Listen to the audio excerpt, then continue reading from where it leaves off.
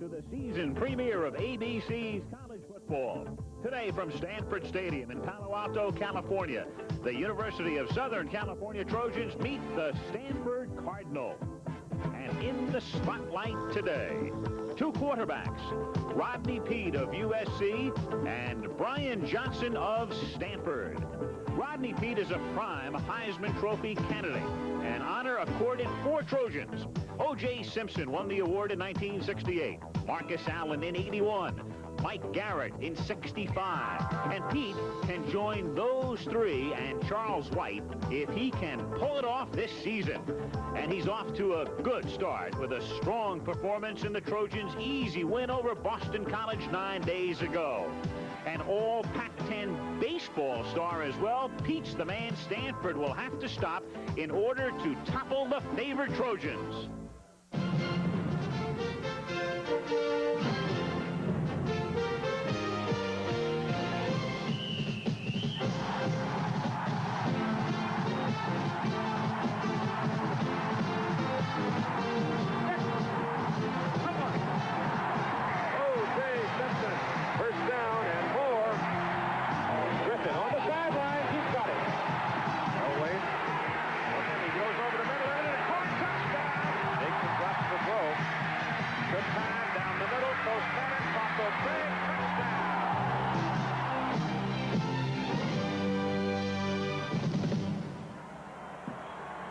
It's a gorgeous day in the San Francisco Bay Area. Clear skies, temperature in the 70s, and out onto the field at Stanford Stadium come the Trojans of the University of Southern California. Defending Pac-10 champions. Last year they were 8-3 during the regular season, then lost to Michigan State in the Rose Bowl. Larry Smith, as a first-year coach, last year took them to Pasadena, tries to get them back again. And here come the Cardinals of Stanford. Last year they began with 4 consecutive losses, then turned it around to win 5 of 7. And now a new season for Coach Jack Elway in his 5th year at the helm. Hello again, everyone. I'm Al Michaels, and welcome to a very big day of football here on ABC. This one this afternoon, and then later today, 8 o'clock Eastern and 5 o'clock out here on the Pacific Coast. From the Rose Bowl, it's UCLA taking on Nebraska. Stanford opens its season today. USC looked very good defeating Boston College. If you saw the game, they won it 34-7. It could have been 64-7. The question is, though, they spent all of August thinking about their opener. Now they know 2 weeks from today they have Oklahoma. So let me turn to our analyst, Lynn Swan, and ask you, Lynn, how does USC keep from looking past Stanford, a team they're favored to beat by 2 touchdowns? Well, Al, if this team they were playing today were San Jose State, if it were a team like Eastern Michigan, I'd be concerned about them looking past Stanford, going right to Oklahoma. But this is a Pac-10 conference game, and the Stanford-USC game has always been a tough one. I played some tough ones here where we were supposed to just rout the team, came down to 1 or 2 points. And it's a good point, too. It could have Rose Bowl ramifications in as much as UCLA and USC figure to go right down to the wire in the bid for Pasadena. Good one coming up from Palo Alto.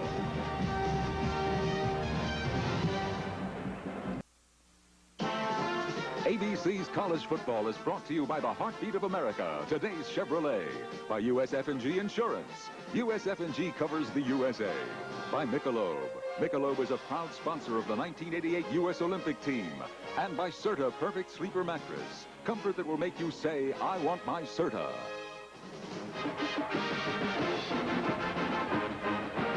USC won the toss. They have deferred their choice until the second half. Southern California will kick off. Quinn Rodriguez to kick off. Larry Smith, who pays a lot of attention to special teams, was telling us yesterday he has 6 different ways of kicking off. The man at the top of your screen, number 2, led the nation in punt returns last year. Alan Grant, they want to keep it away from him. And they do as the kick comes down to the 12-yard line to Kevin Scott. And Scott hit hard as he brings it back out to the 25-yard line. So the Stanford Cardinal, in their opening game, Brian Johnson is the quarterback. He's a junior from Skyline High School in Oakland. He took over last year in the middle of the season. and then won a spirited battle for the top spot, nosing out Jason Columbus by virtue of his experience to start the season. So Johnson to lead Stanford up. Stanford with a one-back set, and they'll be using a lot of motion today, and they stay on the ground as John Volpe, who is listed as 5'7", but tells you that he's really 5'6 3/4, carries for 2. So Volpe, and there's Young, who will be both a running back and in the slot quite a bit today. They like to throw to him. Batson is one wide receiver. The other is out. Henry Green starts at the other wide receiver spot, but McCaffrey is a key man they're missing. He's injured. And the men up front, Andy Sinclair is an All-America candidate. He's the center, number 54. On 2nd and 8, Volpe out to the 40-yard line, where he's stopped by Mark Carrier, one of 2 fine safeties for the University of Southern California. So Volpe is the guy who will pick up the brunt of the Stanford rushing attack, handled so admirably the last couple of years by Brad Muster, though in 1987 Muster was hurt a lot. Tim Ryan is back. He's been hurt, but he starts for USC on the defensive line, number 99. 3-man front. Hartziker was the Pac-10 Defensive Player of the Week for his effort against Boston College, and we'll get to the secondary in a moment. And again, Stanford keeping it on the ground, so it's been Volpe carrying on their first 3 plays. Gain of about 3. It'll be 2nd down and 7. Dan Owens made the tackle. The cornerbacks are Hale and Spears, and then you've got the 2 safeties, and you think of them really as a pair. Cleveland Coulter and Mark Carrier, both are exceptional, and so many of the stories written about one talk as much about the other, and it's a case of the 2 of them almost being linked, and well, they should, because they're both outstanding. 2nd down, call it 6 from the 43-yard line. Stanford has yet to throw a pass, and now with no running backs in the set, they go to the air, and the pass is for Volpe, and why not? He's carried on the first 3 plays, and now he hauls it in. So Stanford, a team, Lynn, noted, of course, for its great quarterback tradition, and throwing starts with 3 ground plays, and then the pass to Volpe. I think, along with Larry Smith and the USC defense, expected them really to come out throwing the football. Elway told us he wanted to establish the passing game first, but he changed up here with that one-back formation. He's got everybody thinking pass, some good running plays. Then that was an audible. He saw something at defense to send Volpe out to the outside for the pass play. So Volpe's been involved in each of the plays to this point. It's 3rd down and 2. That's Charlie Young going in motion. And they look for the first down on the ground, and they get it, and that's Volpe. And Elway said yesterday, he said, I love this guy. Wait until you see him. Again, he's 5'6 3/4. He's about 198 pounds from Tucson, Arizona. He's got very good speed, 4.4 speed. Instantly, because of his size and the way he runs the ball, you think of people like Joe Morris, who plays for the Giants, who runs so well, hides behind that big offensive line of his. Good beginning to this drive for the Cardinal. They are at the Trojan 43-yard line. They send Young in motion again. And Johnson goes back to pass. Gets very good protection, and over the middle finds his man Volpe at the 38-yard line. Brian Tullio, the sophomore from Long Beach, who had a big day against Boston College, makes the tackle. And there he is, John Volpe. The 2 inside backers for USC's defense have a pretty good lineup in terms of depth. They read a lot. What the Stanford offense would like to do is just take advantage of that, get some misdirection plays, and the ball handling of Johnson has helped them along the way in hiding that handoff. 2nd and 5. And Volpe again gets inside the 35, short of the first down by a yard. It'll be 3rd down and 1. Coulter came up from the secondary to make the tackle. So Stanford moving with the opening kickoff. No score. 11:45 to play in the first quarter. One of the questions that really bothered Larry Smith is what kind of offense would Stanford put on the field. They've worked a lot this year with the run and shoot offense, a high efficiency passing offense, and they worked about 30% of this week looking for it. We haven't seen it yet. Elway saying that it's really a supplement to the offense, not the base offense. Here's Volpe. They should have the first down. He needed a yard. Ball came loose, but after the play, as Stanford has moved the ball to the Southern California 33-yard line. They continue to run the ball this impressively. They won't need to execute the run and shoot offense. They're going to take a look at the sticks, and the referee, Pat Flood, will call for the measurement. They didn't give him as much forward progress as I initially thought he had made. This will be very close. Volpe's already picked up 31 yards rushing and 9 yards receiving, and they are that shy. Just a couple of inches shy, and so Elway has his first decision of the season. And he's going for it.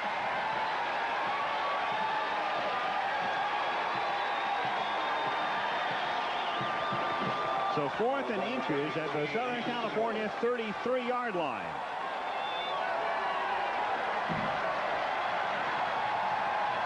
And they still come up in that one-back set with 4 wide receivers and a man in motion, and the sneak by Johnson nets the first down. And how often have you seen a 4th and inches situation with 4 wideouts? I've never seen one. I can't recall when I've seen the last one.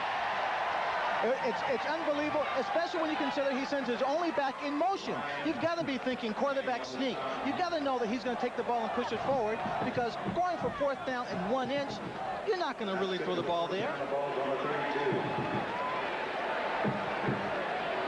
So the Cardinal at the 33-yard line, just inside the 33, and a first down.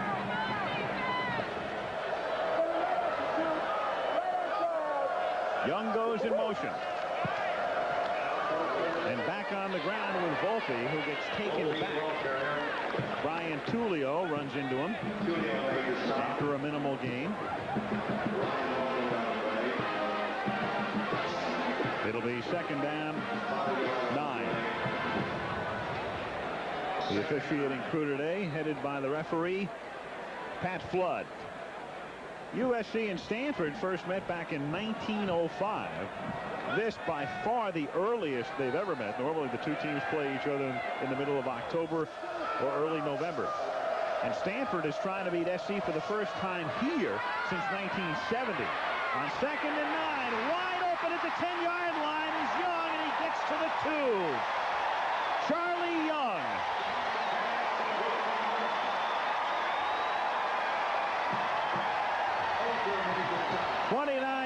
They'll spot the ball at the 2-yard line, and Stanford has a 1st and goal.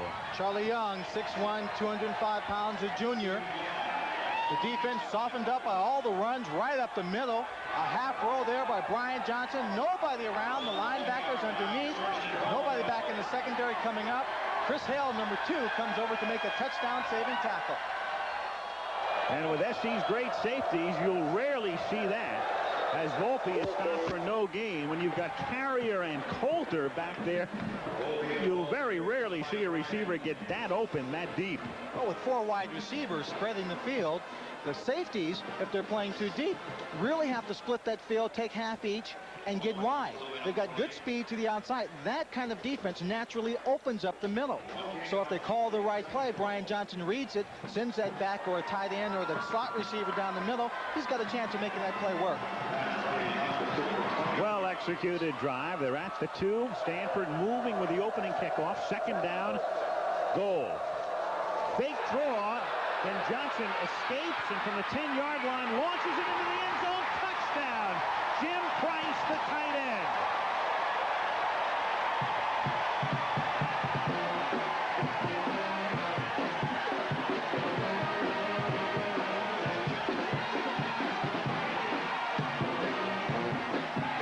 And if the Trojans came in a little sleepy and looking a little ahead to Oklahoma, Stanford has just given them a very quick wake-up call. Earliest wake-up call they've had.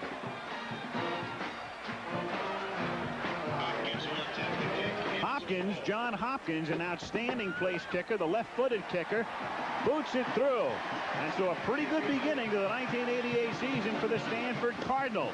Sort of a mystery team, a team most of the experts think will wind up at about the 500 mark. 8:52 remaining. They go all the way on their opening drive. Stanford 7, Southern California nothing.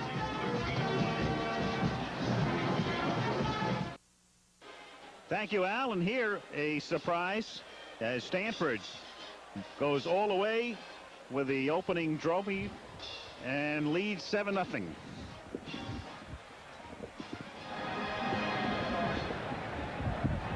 Hopkins to kick off. Hopkins will kick off for Stanford. Coulter in the center. And so USC will get the ball for the first time of the game. That's Coulter, Cleveland Coulter in the middle. Flanked by Scott Lockwood and Ricky Irvins. That's Irvins on the near side, number 34. 8:52 to play, first quarter. Hopkins to kick.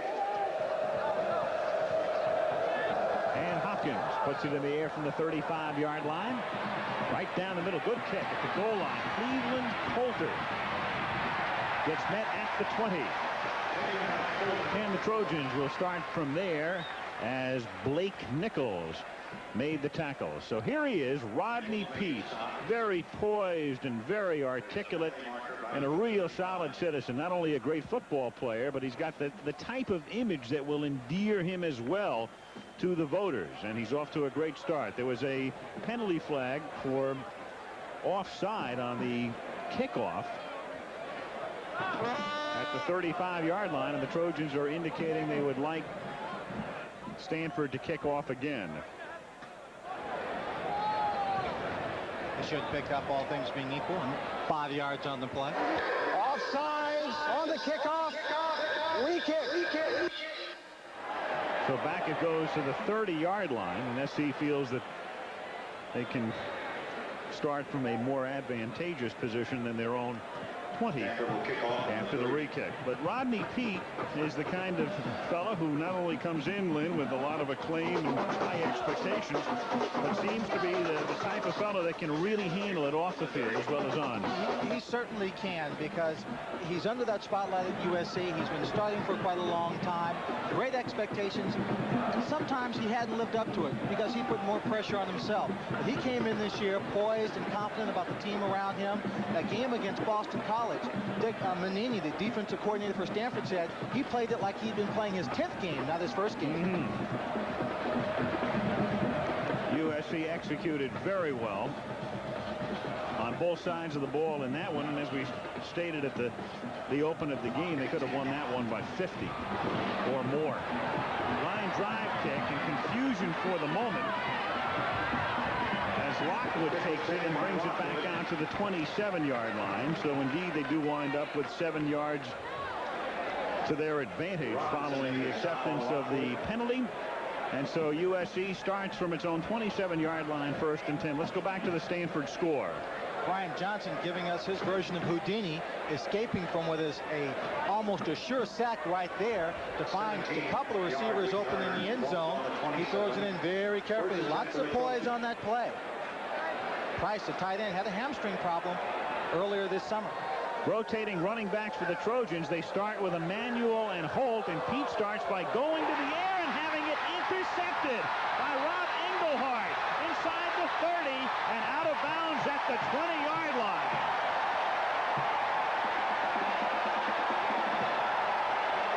Pete's pass intended for Affolter, and the Stanford Cardinal, a 13-point dog, leads by 7 and picks off Pete's first pass. The middle of this field is wide open. Affolter comes across there. The ball's there. It just goes too high.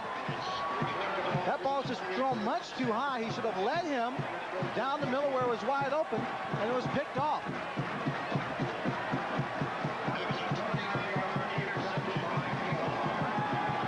The Cardinal now at the Trojan 20-yard line in a stunning beginning. 8:30 to play, first quarter. Draw, spinning off but getting nowhere is Volpe after he reaches the 19-yard line. Ernest Spears came up to knock him back. And Peete, who was 21 out of 33. Gain of about a yard. Talking to Affolter, he was 21 of 33 against Boston College, and Affolter was the intended receiver on that last play. And sometime today, Rodney figures to become their all-time total offense leader, eclipsing the mark set by Charles White. 2nd and 9. Quick retreat and good protection for Johnson. Nobody open. And then he gets back to about the line of scrimmage, where it'll be 3rd down.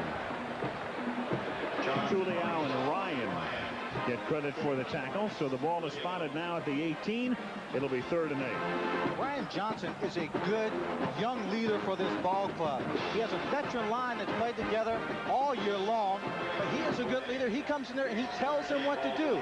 He's scrambling there, hit by Dan Owens there. But he is a good young leader with a great deal of poise. I think he's going to have a good afternoon here. Stanford will send 4 receivers into the pattern on 3rd and 8 as Johnson's pass is out of bounds on the near side, intended for Walter Batson. Cardinal can't move, and thus they'll have to settle for a field goal attempt. And John Hopkins, a man Elway describes as the best kicker he's ever been associated with, will attempt a field goal from about the 25-yard line, so a 35-yard attempt upcoming. Well, he said Hopkins was good anywhere from inside the 40-yard line. He's not afraid to try for a field goal. Greg Ennis, who was last year's starting quarterback early in the season, does the holding. Puts it down at the 25-yard line, and the kick is good. The Stanford Cardinals off to a most promising start in their season opener. We have 7:02 to play in the first quarter in Palo Alto. Stanford leading USC 10-0.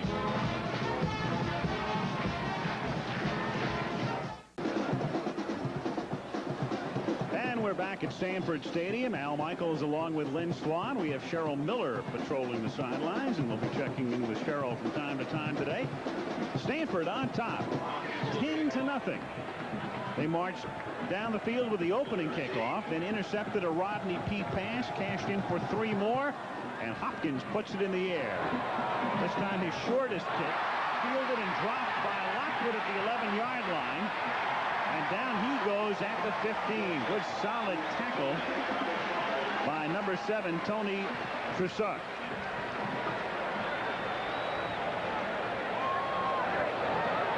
The Trojans now starting deep in their own territory with Rodney Peete, the quarterback. And again, it's Holt and Emanuel starting. We're going to see a lot of people like Lockwood and Brown as well. Affolter and Jackson are the wide receivers. Jackson scored 3 touchdowns last year in the game between these two teams. Guerrero, the left tackle, is huge, and it's been a revamped offensive line for USC, due in good measure to the injuries they've suffered. They have a number of people who have been out there. Starter that was out at the right tackle position, and they had the backup who was injured. Personal foul on the kicking team. That'll bring it out to the 31-yard line. But their revamped line did a real good job. They did a great job. Boston College. They did a great job. And when you go to actually a third lineman or a second-team lineman, you play a game and you played well, it makes you feel very confident about the depth of your football team.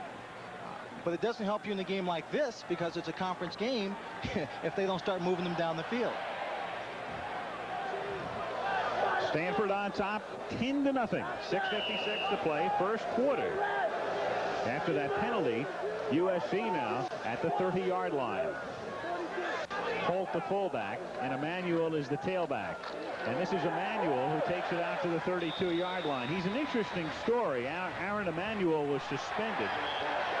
He was involved in an off-campus altercation with a female student a couple of years ago. There's a flag down on the last play, and he missed all of last year. Up front for Stanford, Archambault and Huckstein are key men for them along their front 3. They like Tunney in the middle, number 95. Amongst their 4 linebackers, and here's where some of the problems arise. It's a very suspect Stanford secondary. Well, Grant, number 2, has freshman that started there for 2 years, but doesn't have an interception to his name because he doesn't play aggressively, gives too much of a cushion. They hope that after spring practice and their summer practice, he has corrected that. Kevin Scott, a young player, but possesses a great deal of talent. They expect wonderful things from him. Penalty was against USC. 15-yard penalty. I didn't hear what the call was. It's 2nd down and 25. It's a personal foul. 2nd and 25. Emmanuel picks up 10 as he takes it down to the 25-yard line. You know, the funny thing about USC, for years, you think about the Heisman winners and the Simpsons and the Garretts and the Whites and the Allens, and they've been such a tailback-dominated and oriented team. Now the big star is the quarterback, and you have rotating and alternating tailbacks. Well, one is because of the injuries to Stephen Webster, who is a man they would like to have in there. He is not there. 1,000-yard rusher last year. But the real reason, when you have a Rodney Peete, you've got to use that talent. You can't just let it go untouched. 3rd down and 16 from the 25-yard line. Peete, his line does a nice job. Nearly has that one intercepted at the 35-yard line. Rob Hinckley, the linebacker, nearly came up with it. Stanford holds. USC to punt. Let's check in with Al Troutwig.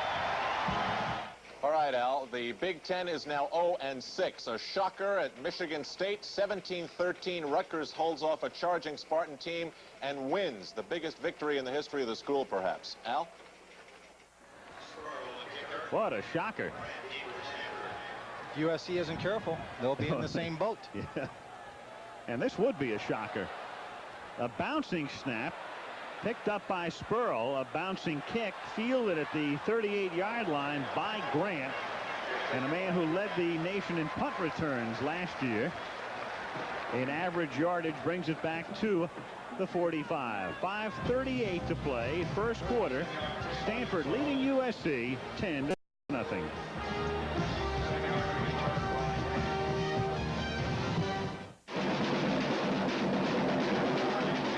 On top 10-0 with 5 minutes and 38 seconds to play in the first quarter, and Stanford has it at its own 45-yard line. Volpe, nice slip move, gets into Trojan territory, and he's taken down at the 49-yard line after a pickup of 6. Taken down by Junior Seau, who is taking the spot right now of Craig Hartsiker. They're working on Hartsiker, who I mentioned before was the Pac-10 Defensive Player of the Week for his effort against Boston College, and they're working on his knee on the sideline. And the initial report is a strained knee. 2nd and 4. Take it to Young on the end around, and then the pass to Volpe. He's got the first down. Steps out of bounds at the 43-yard line. That's that little 3-quarter roll you see from a run-and-shoot type offense. He's sending a receiver deep. They're putting a lot of pressure on the corner. He fakes a handoff of the run that's worked so well. This is just an extension of that running play that they've run straight up the middle. Instead of getting the handoff, he runs out to that sideline and picks up good yardage.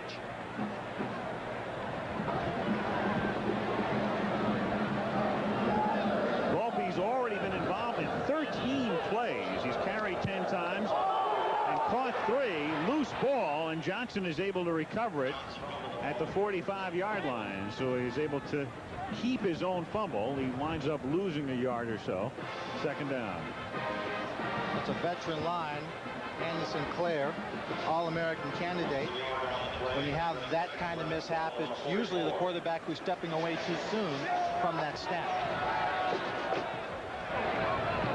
2nd and 11. Stanford at the USC 44-yard line. And the sole running back goes in motion. That's Volpe. The pass is caught by the wide receiver, Walter Batson, the sophomore from Miami, Florida. First down. Ernest Spears makes the tackle in what has been a perfect first quarter for Stanford. Wonderful execution of the play in the read. They send it back in motion. The linebacker moves with them, so instantly you know it's man-to-man coverage. Then the receiver, Batson, from the onside, comes in. He throws the ball before he gets into the area where the other linebacker is. Just a big hole. Stanford with 5 first downs thus far. USC has none. First down, Stanford at the 32-yard line. Volpe. He is stopped as he crosses the 30-yard line. Brian Tullio in on another tackle with 3:50 to play. First quarter, 10-0 Stanford. They've been running this play so well, gaining yards. I was watching the outside. They have the back trailing coming to the outside. Al, if they had handed that ball off, the whole defensive line for USC was crushing down to the inside. I think he could have picked up 15 or 20 yards. And it's a play we're going to have to look for. It's going to come. And that's something obviously spotted upstairs, and the Stanford coaches will have recognized that, and we'll see if they bring it back down the line. 2nd and 7 at the USC 29-yard line. Johnson, this time the protection breaks down, and he is dropped at the 31-yard line. Dan Owens and Tim Ryan converge for the sack.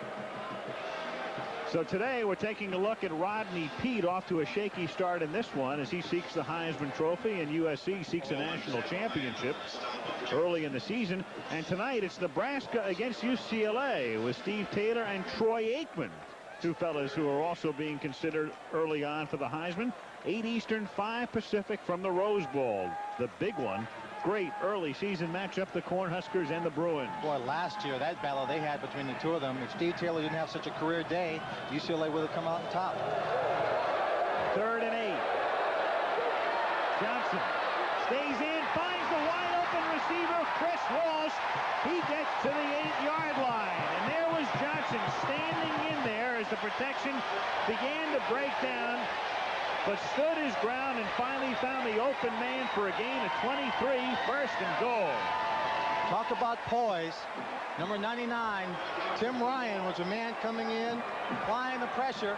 He makes his half roll. But watch him, as you said, Al, he just stands here. He's looking downfield. The head still looking downfield. He builds the pressure, but he sees the field, and he finds that man wide open, Chris Walsh on the sideline.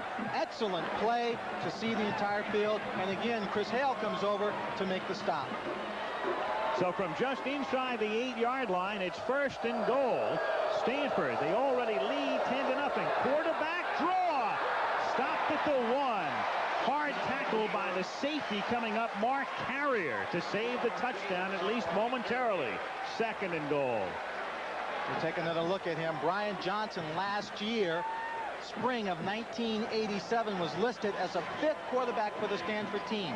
Made progress, was a number 3 quarterback starting the season. In that game they lost to UCLA to go 0-4, he came in on the last drive for Stanford, marched the team down the field, although he threw an interception. From that moment on, he has led the Stanford team well. 2nd down and goal. 9th play of this drive from the 2-yard line. Volpe pushed back by the Trojan line. 3rd down goal. 1 minute, 13 seconds to play in a stunning first quarter. And for the Trojans now, they came off that big victory over Boston College in a game that figured to be a lot closer than it was. We mentioned at the top of the show, Oklahoma looms ahead 2 weeks down the line, and they've been caught off guard here in the first quarter. Maybe so. That Boston College game, Boston College didn't do anything different from what they did last year. They did everything true to form, looking at game films from 1987. The Stanford team, however, is a little bit different, and USC in its preparation didn't really know what to focus in on, and I think that too is showing up. Stanford trying to move it into the end zone, so on 3rd and goal they call a timeout to talk it over with 50 seconds to play in the quarter.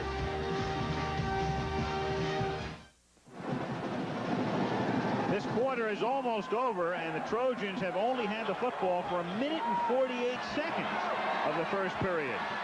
It's 3rd down and goal. Stanford at the 2-yard line.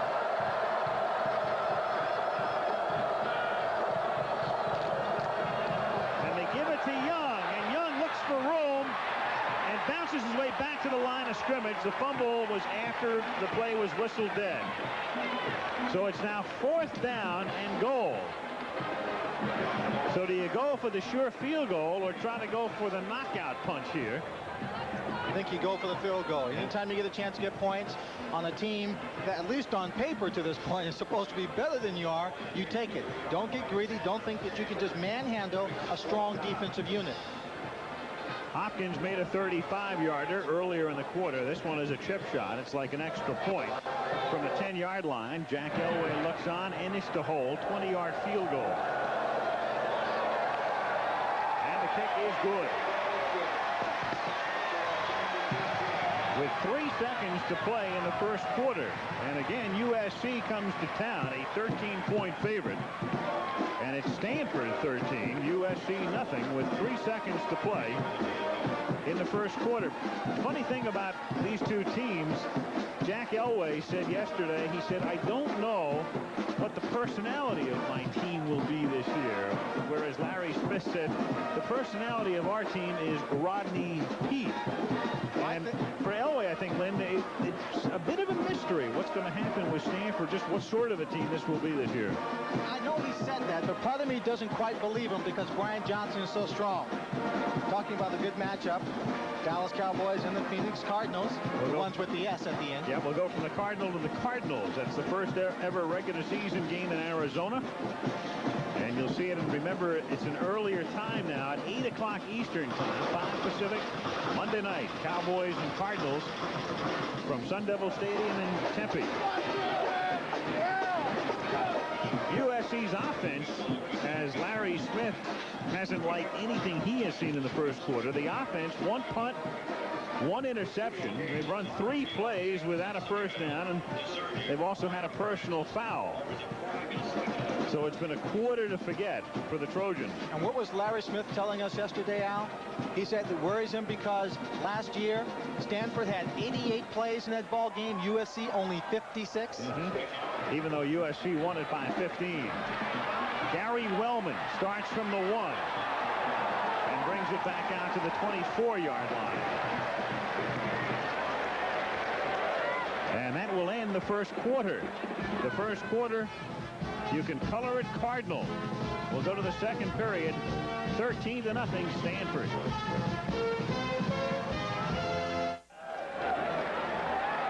This rivalry began in 1905. It's been dominated by USC. They won last year. Pete threw 5 touchdown passes. Stanford hasn't beaten USC since 1975. And as we start the second quarter, the dump pass is dropped. An incomplete pass intended for Holt. It'll be 2nd and 10. We mentioned earlier that I don't know what sort of home field advantage Stanford might have. They have not beaten USC here since 1970 when John Ralston was the coach and the quarterback was Jim Plunkett. And Jimmy Jones for USC. 2nd and 10. Pete is 0 for 3 with an interception. 13-0 Stanford from the 23-yard line. Rodney rolling, throwing, and there's his first completion. It's caught by Paul Green, the tight end. He wears number 17, but he's the tight end. Close to a first down, and he has now caught a pass in 23 consecutive games. And there are the numbers, and it's all tilted to the right. And look at that time of possession. It is not at all what you expected when you sat down to watch this football game. Not what we expected, and I'm sure it's not what the players expected, but what they have to do right now is get into a rhythm. Forget about the stats. Forget about the first quarter. It's gone.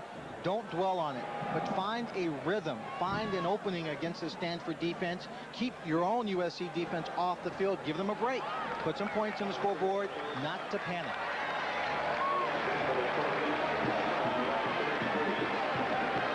First down. Last time I saw stats like that, we were doing a game, I think in 1980. San Diego State played Brigham Young when Mark Wilson was the quarterback for BYU. He was 3 for 3 with 3 touchdown passes in the first quarter. BYU led 21-0. They had something like 200 yards to 3 in total offense in the first period. That was SC's first down. Pete from the 33, too high and intercepted at the 45-yard line. Engelhart again, his second pickoff. Intended for Green and overthrown. And folks, this is stunning right now. A against Boston College, Pete also threw 2 interceptions. Early in the ball game, he tried to go deep after being very successful short, and his first initial passes deep were also overthrown in the same manner. The difference is, here at Stanford, there was somebody back there in the opposing team's jersey to pick it off.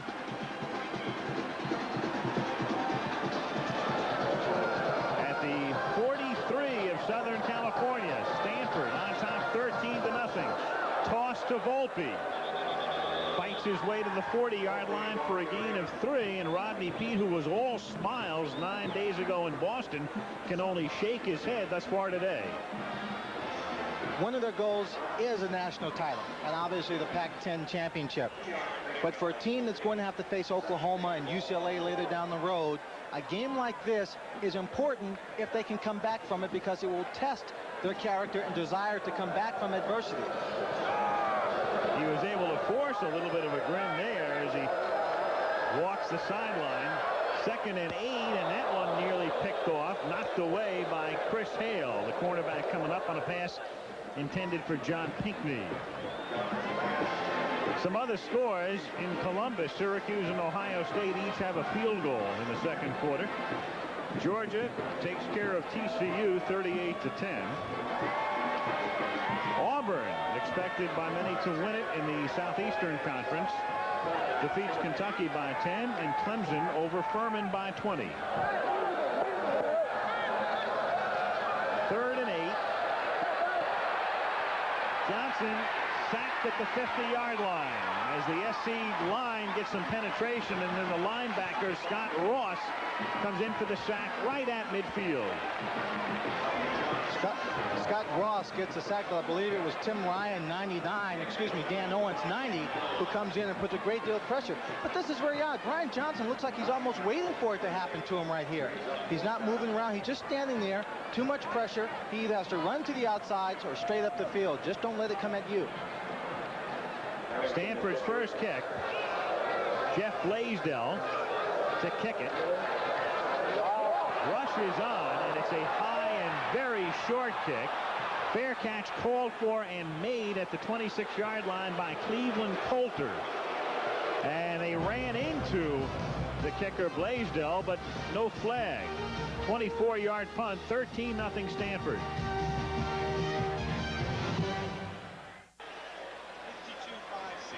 Stanford has been very suspect offensively as far as pass defense is concerned. As you see, last year they were last in the conference in pass defense, and now in 1988 they begin the year with 2 interceptions of Rodney Peete. Early second quarter, 13-0 Stanford. USC from its own 25-yard line. And trying to establish the running game, Aaron Emanuel, the tailback, takes it out to the 30-yard line. Kevin Richardson, a senior from Shafter, California, and Jono Tunney converge on the tackle. Stanford did have a question about the ability of their 2 safeties inside, Theater 41 and Engelhardt 39. Wanted to see how they perform. So far, they have to be very pleased with Engelhardt picking off those passes. 2nd and 5 at the 30-yard line. Peete option, flips it back to Emanuel, and he's got a first down at the 43-yard line. On the subject of tailbacks, let's check in with Cheryl Miller. Well, I'm with a young man who has some pretty good shots to fit. Jason Simpson, the son of the former legendary USC great O.J. Simpson. And Jason, you have a lot to prove? Yes, it is hard. It's kind of tough. People do expect a lot. You know, I got to prove it to myself, really, just day by day. And I hope I do get a chance to be great. Fantastic. All right. Thank you, Jason. Back to you, Al. All right, Cheryl, first down from the 44. Sorry about the audio breakup on that one. As Jason watches in street clothes, and he opted, after a fine career at a prep school in Southern California, to go to USC, and well, we'll find out about young Mr. Simpson in a year or two. I talked to him on the sideline before the game. He said there's a number of adjustments he has to make playing football for USC. And I used to know him. Well, I didn't change his diapers, but I knew him when he was that young. 2nd and 7. Peete.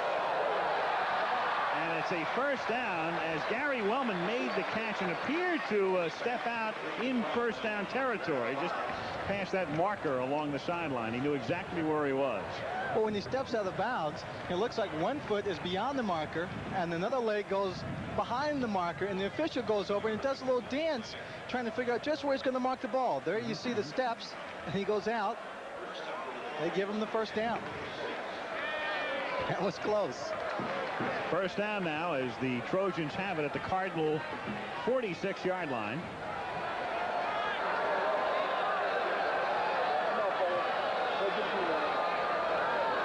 USC launching its first even semi-impressive drive here. Leroy Holt, the fullback, takes it through the middle. Junior from Carson, California. Had a good night with 86 yards on the ground at Boston College. The Buckeyes have scored. They now lead the Orangemen 10-3 in Columbus in the second period. Al, I'm watching some of the peripheral action of the Stanford defense when they're coming out against the Trojans. And I am amazed at how aggressive and physical they are being with the receivers and the other people. They're really coming out trying to play that physical, tough brand of football that USC is more known for. They're not being intimidated at all. Second down and 7. Elway, figuring his defense might be the strength of his club this year, is certainly much improved over last season. Through the middle, Emmanuel breaking a tackle, and he gets physical as he takes it all the way down to the 30-yard line. Shedding tacklers before Scott Thader and Grant converge as a trio to make the tackle. USC pulling back the reins a bit, trying to get some rhythm going here, resorting to that running attack. You're talking about Aaron Emmanuel and all that he's come back from. The first time he carried the ball against Boston College last week was a 2-yard touchdown, and that really made him feel good, gave him his confidence. He's picked up 42 yards on 5 carries. That one good for 13. Trojans moving. First down at the Stanford 30-yard line. And again, it's Emmanuel. And Emmanuel breaks it for 9 more, making it to the 21-yard line. He had fumbled in a scrimmage just prior to their opener at BC, and he was shocked when Smith put him in. And remember, he was suspended last year, so he hadn't carried the ball in 2 years. And he couldn't believe he was going in because he thought Smith was so angry at him. And he said, wouldn't you know it, I get in the huddle, Pete calls my number, and he says, hold on to the ball, don't fumble. He didn't. He took it in for the touchdown. Inspiring great confidence. Second and 1. And the upback, the fullback, Leroy Holt, has a first down as he takes it to the 18-yard line. So SC keeping it on the ground. 9:09 to play in the first half.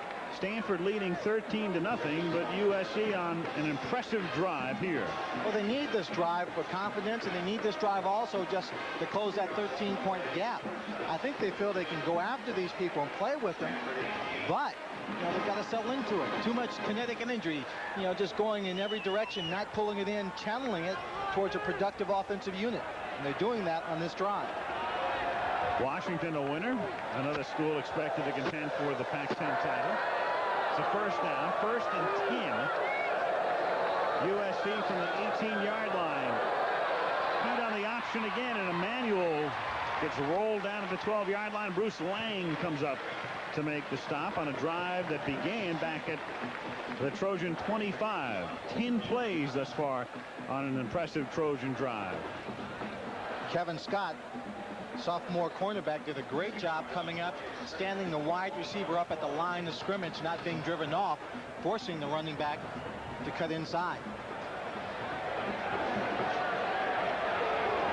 Second and 4. USC at the Stanford 12-yard line. Delay to Emmanuel inside the 10, and Emmanuel in for the touchdown.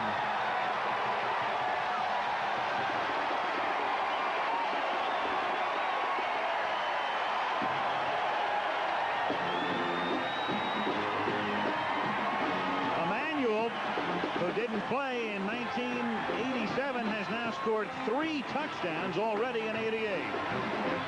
He's taking advantage of the fact that Stephen Webster, who was the tailback of choice, 1,000-yard rusher, was injured. He's not playing in there. He had the great game last week, or the solid game, I should say, last week. Gained his confidence, and Larry Smith, feeling very strongly about that performance, has him starting, and he is only getting better. In the battle of the left-footed place kickers, it's Quinn Rodriguez out of Chris Spurl's hold, putting it through. And so the Trojans, who were down by 13, take the ball, and like the Trojans of yore, keep it on the ground, go 75 yards, and make it 13-7 with 8:05 to play in the first half.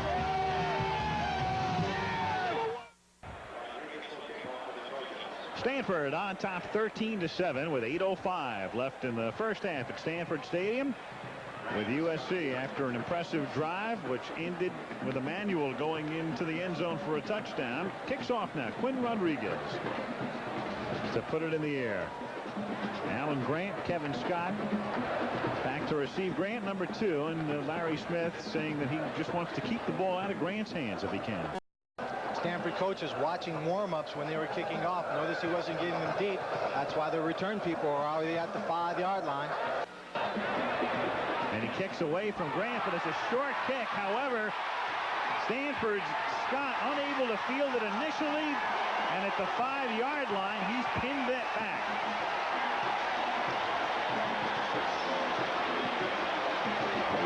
Looked like number 2, Chris Hale, who came firing in there. The ball just goes right through his hands. Whoops, right in front of him. Tough to handle. And watch as he starts to go. That's Kevin Scott. And he's down by Chris Hill. Kevin Scott plays that cornerback position for Stanford.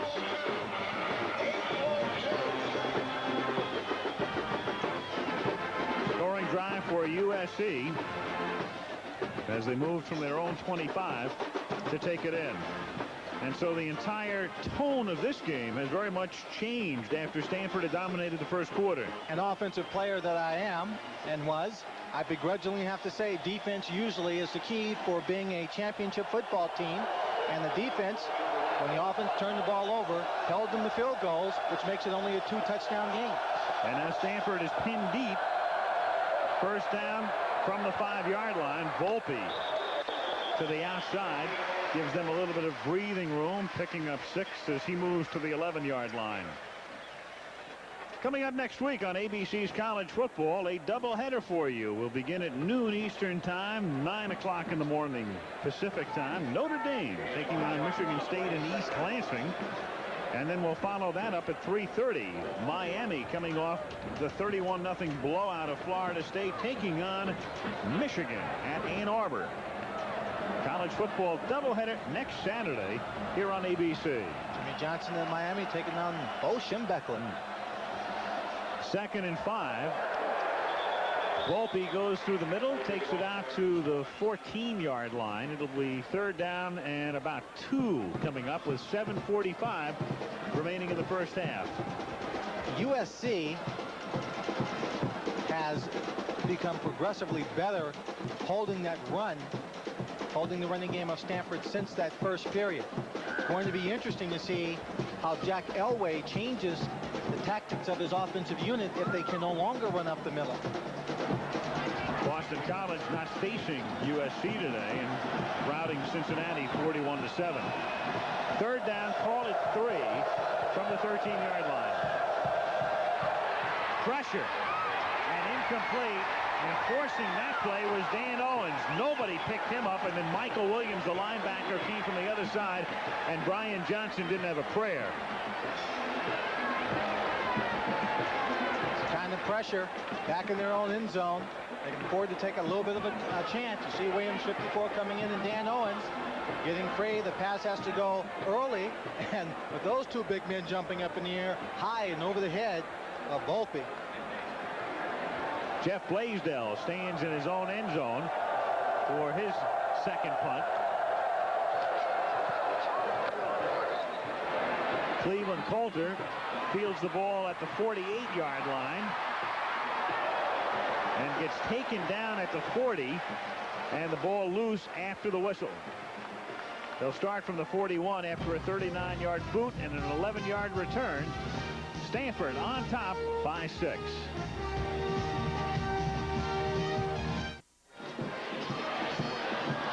Stanford Stadium in Palo Alto. Al Michaels with Lynn Swan. Cheryl Miller patrolling the sideline. To make it official, it's Stanford Stadium in Stanford, California. It's its own town with its own post office, but surrounded by Palo Alto, and that's the way most people view the location of this great university. I spent a lot of days down here when I was in high school at Surrey High School in San Mateo. I used to sneak down here and check it out while I was being recruited. First down, USC from the 40 of Stanford. Emmanuel. Kelly Hayes, our spotter nonpareil, says it's sort of like Liechtenstein, wedged in amongst the rest of Switzerland, right? Stanford right in here in Palo Alto. This campus, the campus and all the surrounding lands, I think is about 8,800 acres. Its own golf course. Played it a few times. Not well. 2nd and 8. Irvins is in there as the tailback, and he has the football. And a 5-yard gain for Irvins as Lester Archambault, the outstanding defensive end, number 72, makes the tackle. Leroy Holt paving the way with a nice block for him. Ricky Irvins, he's a sophomore from Pasadena, another of those alternating and rotating running backs for USC. He makes a nice little move here. That is not an easy one to make. Also, that quick move as he gets that block inside and then getting back to the outside where the play was intended to go. 3rd and a short 3. And through the middle, no chance for Holt. He is stopped for next to no gain. It's going to be 4th down, about 2.5 coming up at the 33-yard line. So Larry Smith with the decision here. He said, he told us yesterday, in a situation like this, he might line Pete up in a short punt formation, and then as he reads the defense, he'll have the option to either pooch punt it or to pass. But right now, his option is to take a timeout. 5:19 to play in the first half. Stanford 13 and the Trojans 7.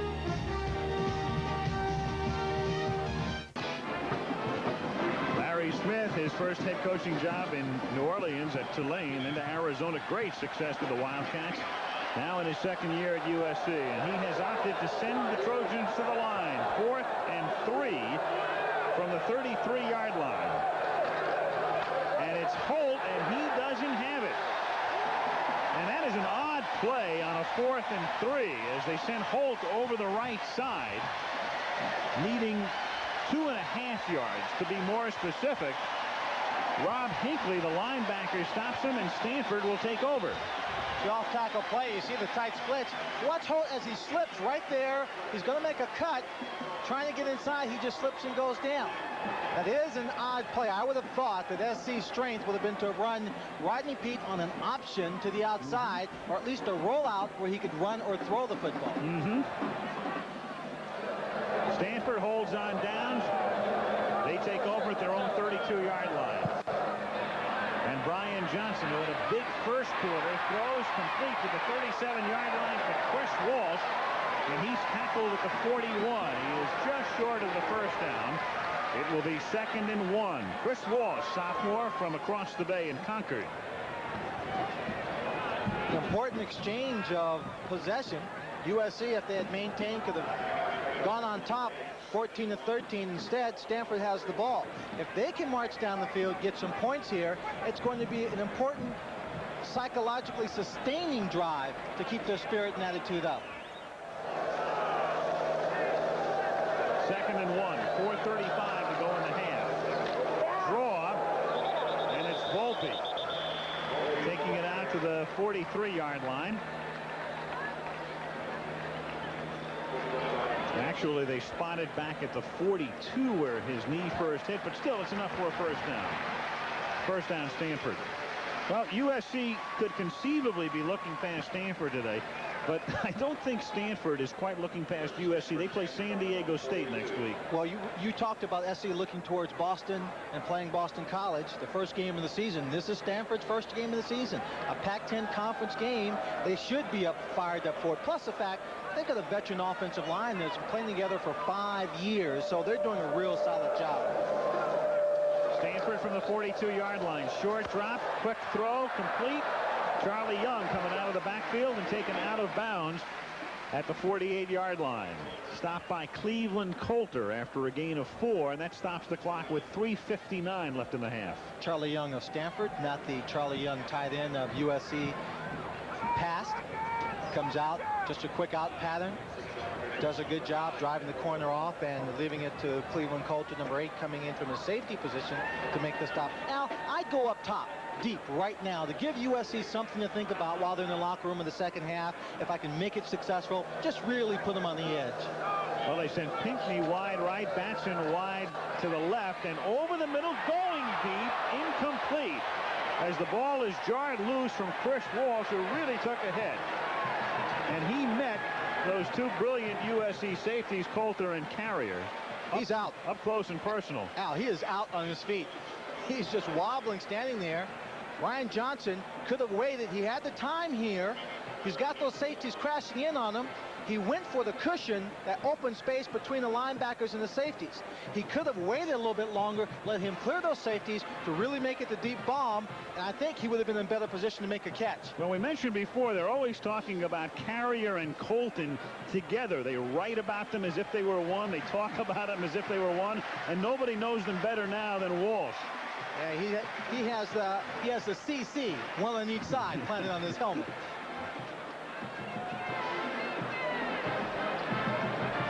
I've been there.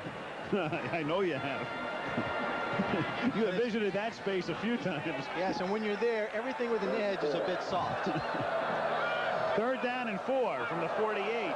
Trojans nearly jump, but they get back onside, and it's flipped back to Volpe, who's got a lot of room, and a first down.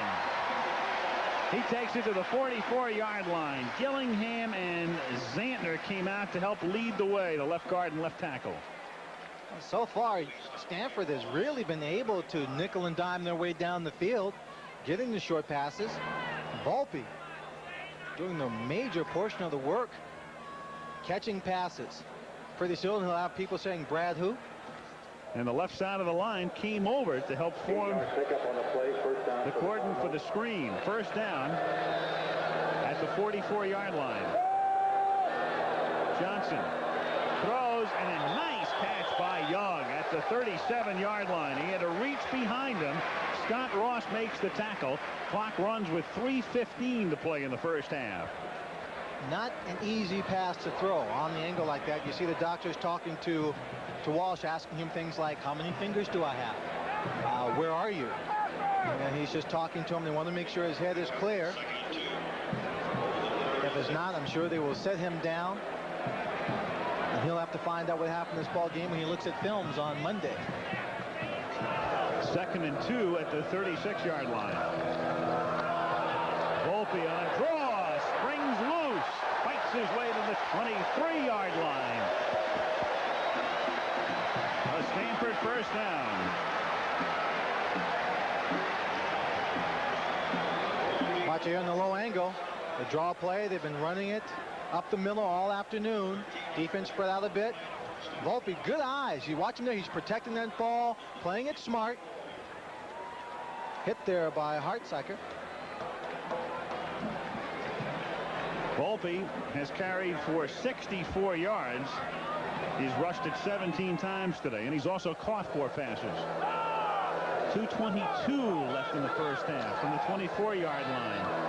Johnson throwing, and another hard hit, jarring the ball loose. Mark Carrier banging the intended receiver, Walter Batson. Walter Batson, 5'10", 175. Carrier, 6'1", 180. Coming up, these safeties, Carrier and Coulter, already being compared to some degree to Ronnie Lott, who played here, plays for the San Francisco 49ers. Terrific ball player. Great speed, great size, a strong man, a good hitter, and these two safeties like to hit as well. Lott and Dennis Smith is the comparison that people like to make. Second down and 10. Johnson finds the open man, but incomplete. He had a sidearm it, and it wobbled into the hands of Jim Price, and the tight end couldn't hold it. Excellent coverage by that secondary, as Brian Johnson is getting a lot of time to throw the football out. He makes a drop back in the half roll. He's going to get some pressure up front. Pat Harlow, number 93, coming in. Can't make the sack, but he still keeps his head up downfield. Should have been a catch here. Jim Price, good hands, a solid receiver, just couldn't haul it in. In the half, Johnson is now 11 of 17 for 109 yards. Do you think he feels confident? Tremendous poise thus far, and Elway said he went with him because of the experience factor. Third and 10.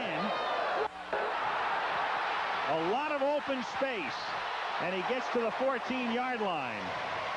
He was so open when he rolled to the right, he could have developed a case of agoraphobia. He had a ton of room out. He drops back, he pushes everybody to the inside. The line does. They get them all blocked in. Great blocking for a sweep, and essentially this is what it is as he takes off.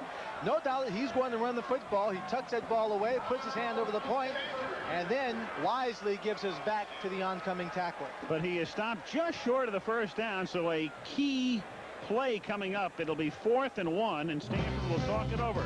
Cardinal timeout with 1:38 to play in the half.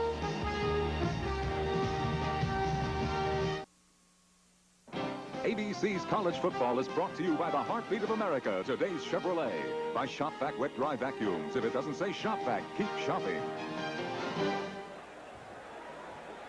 Stanford has a 4th and 1 at the USC 15, and they're going to attempt a field goal, or at least line up that way.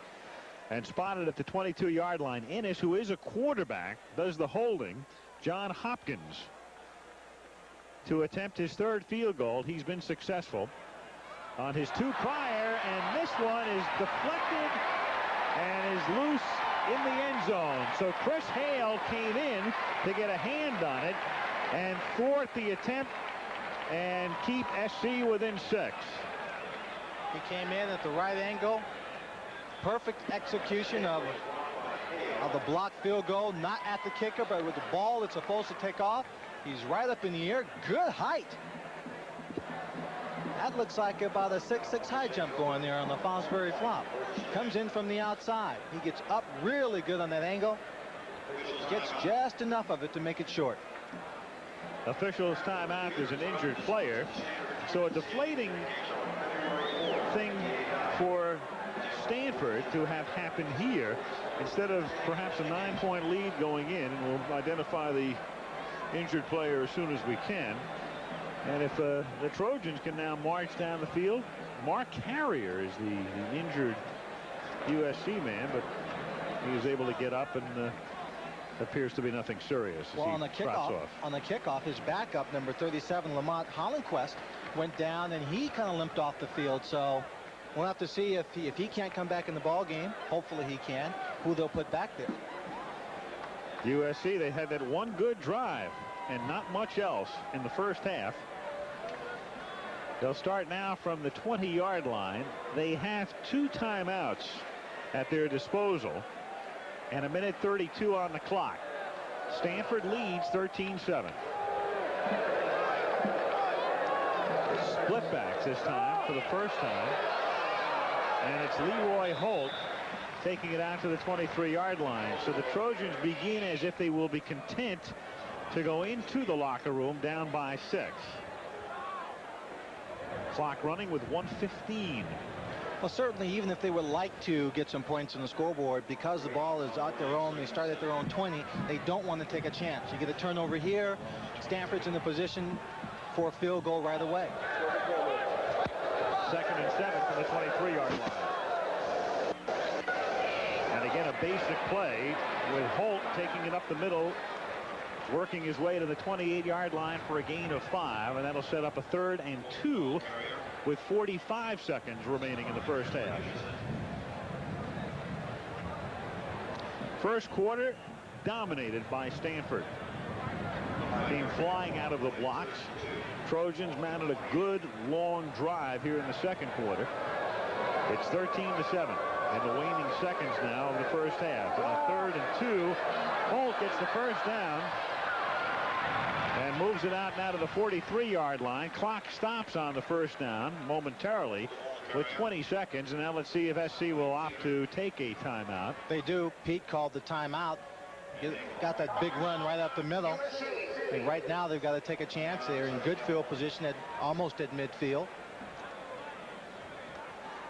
At the 43-yard line.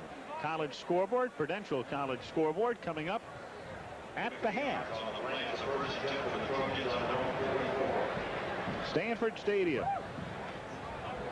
Venerable facility, and not that long ago the site of the Super Bowl. The Super Bowl played here following the 1984 NFL season, and it was a home game of sorts. The 49ers took on the Miami Dolphins. Montana had a terrific day, and San Francisco won it handily. I can remember more of those old USC football games I played in here. A couple of them were good. I was a freshman up here and came up here. We played in a little field out behind the stadium. Freshmen weren't eligible then. And came over and watched the varsity play that afternoon. Jimmy Jones and Plunkett still there and going after it. And SC lost. That's when you wore number 22. Yes. And the 88 you made famous in Pittsburgh was worn by that old glass eater, Tim Rossovich, right? I heard those stories too. He's from St. Francis High School in this area, Mountain View. After the timeout, 1st and 10, USC from the 43-yard line. Pete dumps it over the middle to Holt. And Holt gets into Stanford territory. He gets to the 44-yard line with 11 seconds now. Stanford, their prevent defense in. USC trying to get at least in field goal range. Clock starts up again. And Pete steps up, goes deep, and incomplete. Intended for Wellman and knocked away by the cornerback Alan Grant with 2 seconds remaining. Gary Wellman is the fastest receiver on this football team. Consistently in that 4.3, 4.4 range.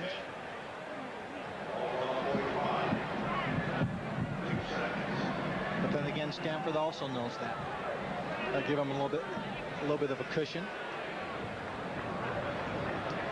Ball at the 45-yard line.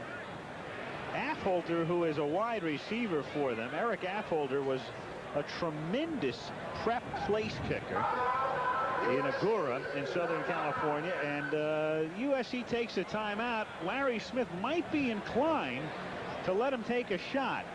It would be about a 62 or 63-yard attempt. He has hit a 48-yarder as a Trojan, and in high school he had a chance to kick a 64-yard field goal and made it, and it's a since broken national high school mark. Let's get a word from Cheryl Miller. Thanks, Al. Earlier in the game, Chris Walsh took a big shot, had to be carried off the field. The trainer said that it was a little bit shaken up and that he's fine, and he's gone to the locker room for further examination. Back to you, Al. All right, Cheryl. That further examination might be more questions about how old are you and where do you live. He's probably giving the wrong answer as hard as he was hit. Yeah. Affolter was on the sideline, had that kicking tee in his hand now. Was all set to go out, and at the last minute tossed it in the air, went back in, and Rodney Peete will take the snap. And now Affolter's a wide receiver, trips to the right. John Jackson, Wellman, and Affolter are all there. They all go out into the pattern. Peete is being chased. Continues to buy time. Now he's going to launch one from the 50-yard line. He's got a man wide open at the 23. Wellman. And Price is there with Wellman, and Price is able to knock him out of bounds to end the half.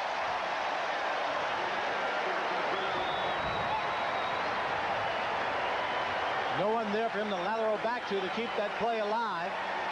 Peete He's doing a good job of being a traffic cop, directing the movement. Not enough to get SC on the scoreboard. It's Grant, number 2, the cornerback, who was there to make sure he got him out of bounds. Well, Stanford does a good job. You know Pete's going to roll out. They had the outside rush there. He's scrambling. You see right there, he's getting some great blocks from his offensive line. He does a little directing of traffic. Would prefer to throw this, I'm sure, in the end zone, but there's too many people in the end zone. Right now, Wellman has got a chance to show what kind of moves he has. And I think he's got to work on those as Alan Grant stays with him. Funny situation. Until that play, Pete had passed for only 30 yards in the half. That play is worth 31.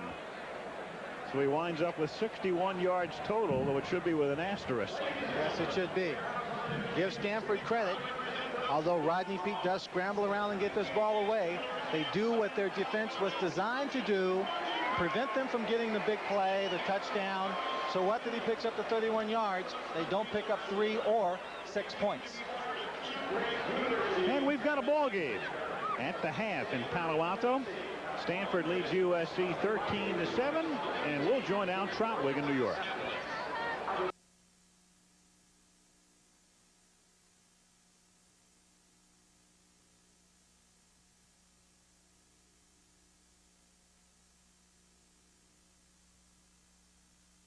Perfect first quarter, then USC was able to mount a drive to make it 13-7, but a deflected field goal attempt by USC kept the Trojans within 6. Working the game, of course, with me is Lynn Swan. If you're Larry Smith now, do you figure the nightmare is over? The team has now awakened. They know they're in for a tough battle.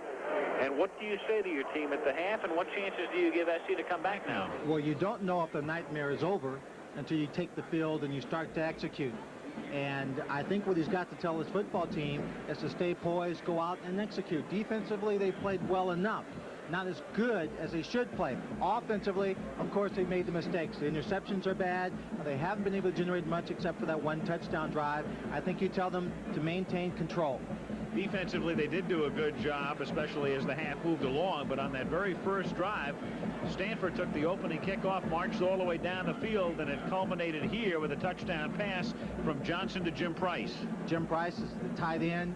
We didn't know if he was going to play much, pulled a hamstring, but Johnson handing the ball off to Volpe, who really had control of this whole drive, ends up with this touchdown strike, had 2 receivers open in the end zone. That made it 7-0. 2 field goals made it 13-0. And then the Trojan touchdown, and this ended a long 75-yard drive. And a good drive also by Aaron Emanuel handling the ball running chores. A long 75-yard drive. And a good drive also by Aaron Emanuel handling the ball running chores. Does a great job. He is doing such a good job. It'll be hard for Steve Webster to come back and take over that starting role. He is playing extremely well. In the second half, I think they're going to need him to control the game even more. Do you think Pete's going to put the ball up more in the second half? I think what they have to do is come down the field and run the football, take some of the pressure off Pete. He can handle the pressure, but why put the whole game on his arm? And he's had a few mistakes in that first half, those 2 interceptions. So run the football, control it. There is Swanee, still looking for that student body right. It's halftime at Stanford, and we'll be back.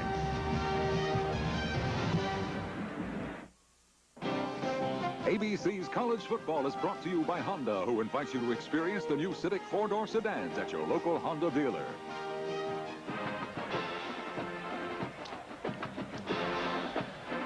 And we're ready to start the second half at Stanford Stadium, Palo Alto, California. Al Michaels with Lynn Swan and Cheryl Miller.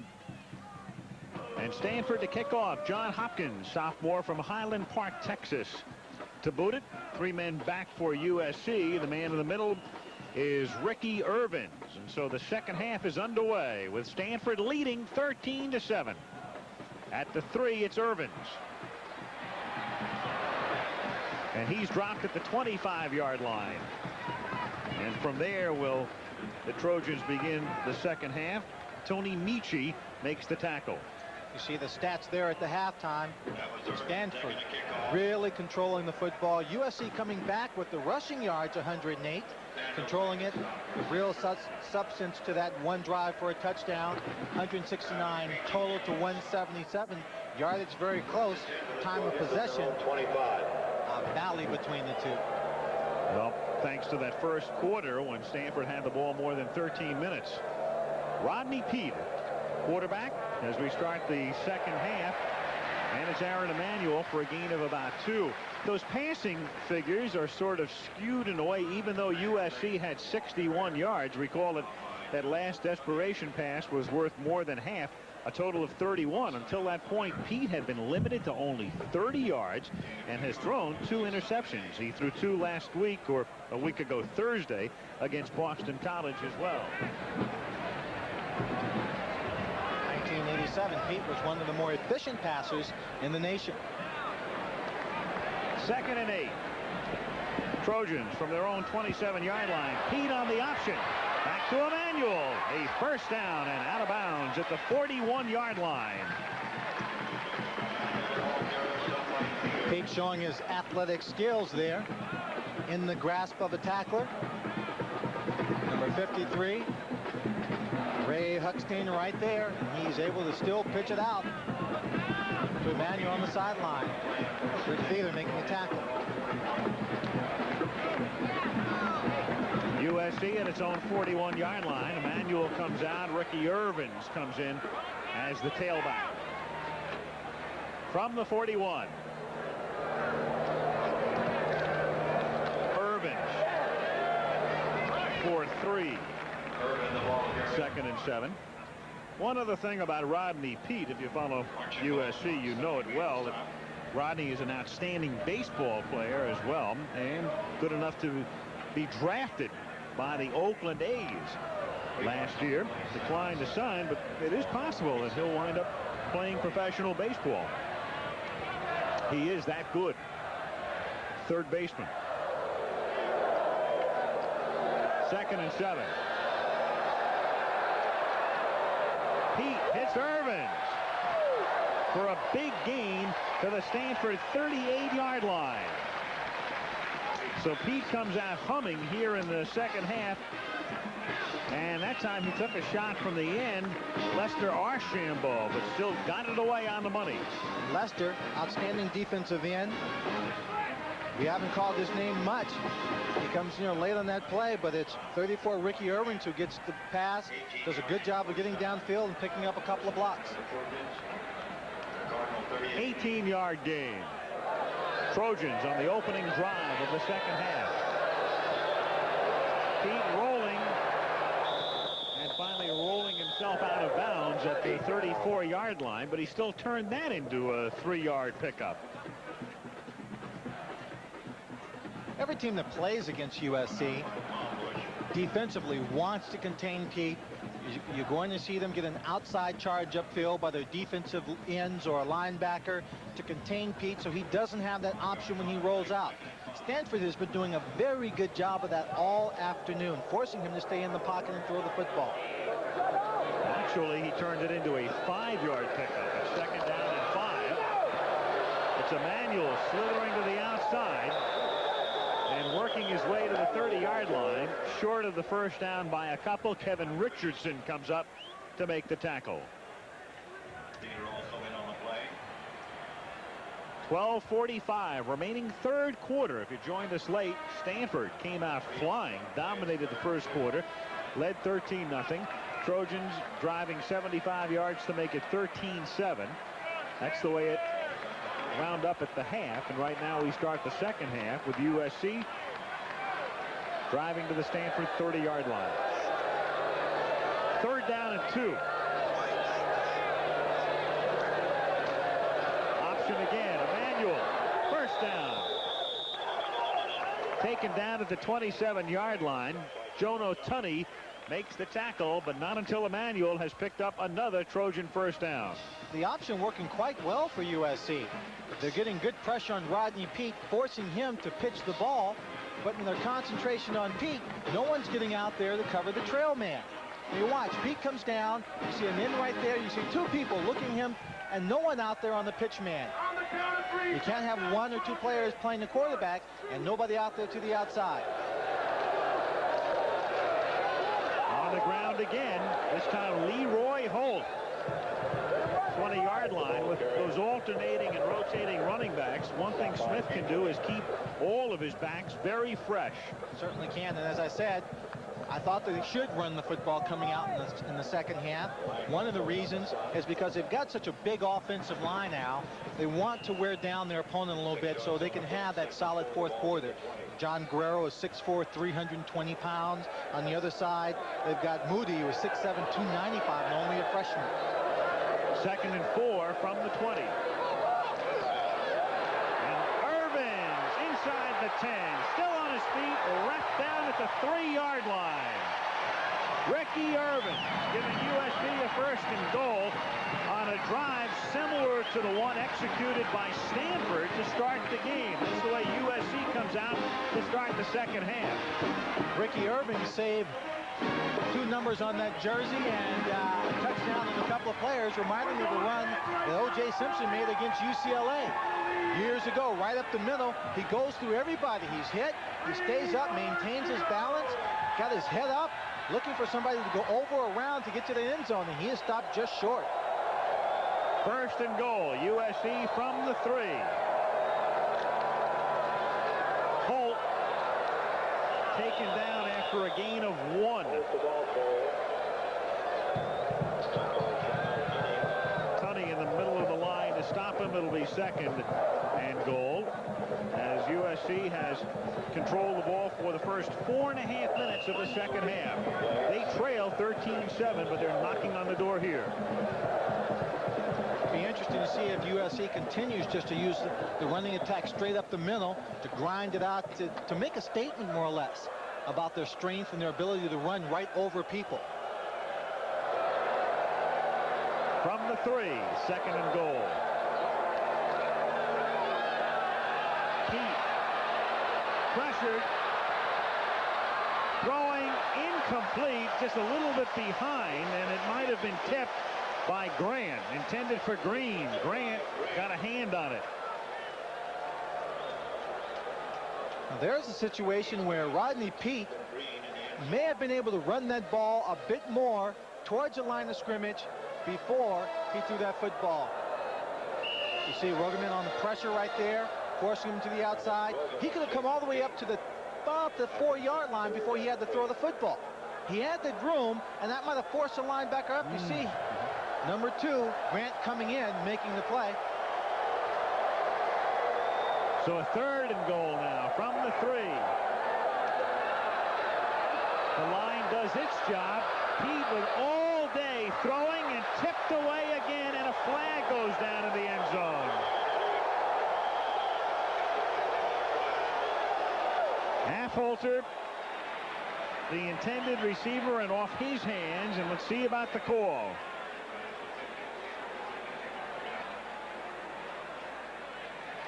And it's going to be against USC. Illegal touching on the offense. Receiver went out of bounds, came back in bounds and touched the ball. It's a loss of down. 4th down. 42, Affolter must have gone out of bounds in the back of the end zone. Yeah. Very interesting, Al, on that play. Not much of a pass rush. Everybody back into coverage. You see, Pete's got all kinds of time. They're not real. They're saying, go ahead, throw the football. We're going to drop everybody back in this compressed passing area, the end zone, and just cover. So USC will have to settle for a field goal attempt. Quinn Rodriguez has it spotted at the 10-yard line, and his 20-yard attempt out of the hold of Chris Spurl is good. So the Trojans mount an impressive drive, but it bogs down at the end. And they have to settle for only 3. Thus, Stanford still leads with 9:49 to play in the 3rd. Well, they go to the air at the end of the drive, and Lynn, you made the point that you wouldn't have been surprised to see USC run it through the middle, get into the end zone in that fashion and make a statement, but that's not the statement they turned out making. No, they didn't. They chose to put the ball in the air. Stanford's defense played very well, almost as if they were expecting that particular move. And the statement they made is, well, we got close enough, but we didn't get everything we wanted. which is something that Stanford the defense can hang a hat on and say, we've done our job. Quinn Rodriguez to kick off. Alan Grant and Kevin Scott are back to receive.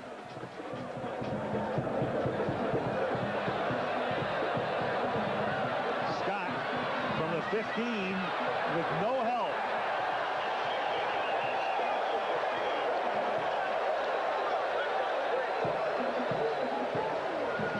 Jeff Brown runs him down.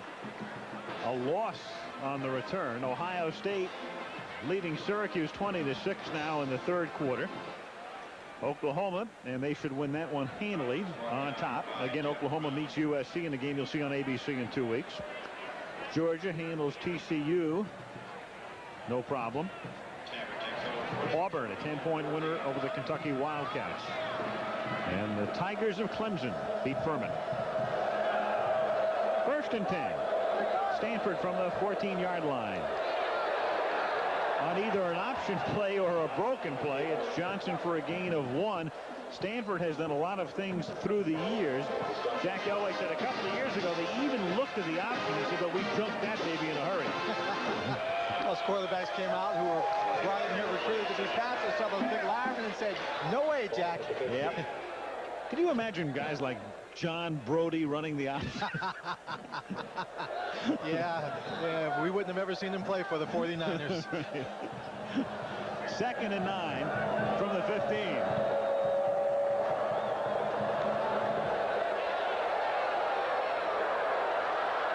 And the catch is made by Volpe, and Volpe works his way out to the 21-yard line. The great quarterback tradition, of course, here at Stanford with Frankie Albert and John Brody going way back, and of course John Elway recent times. Well, USC's offense came out in the half and did the job. Now it's their defense that has to come in and do something.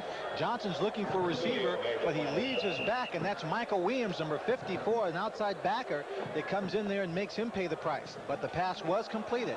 6 yards on the play. It's 3rd and 3. 3rd and 3 from the 21.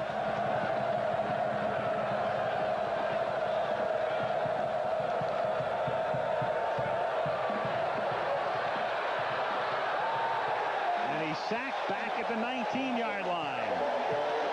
Man-to-man coverage down the field. More people on the rush. Tim Ryan, the man coming in there making the stop. Ryan battling back from an injury, getting the start today and getting the sack here.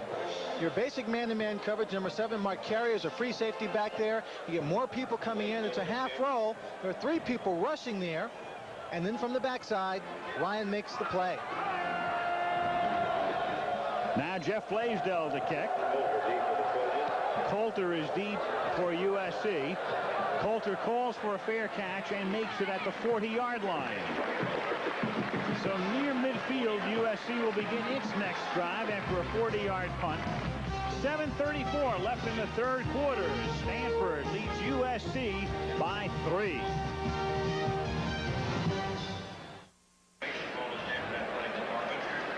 Al Michaels and Lynn Swan with you at Stanford Stadium. 13-10. The Cardinal of Stanford on top. USC has the football.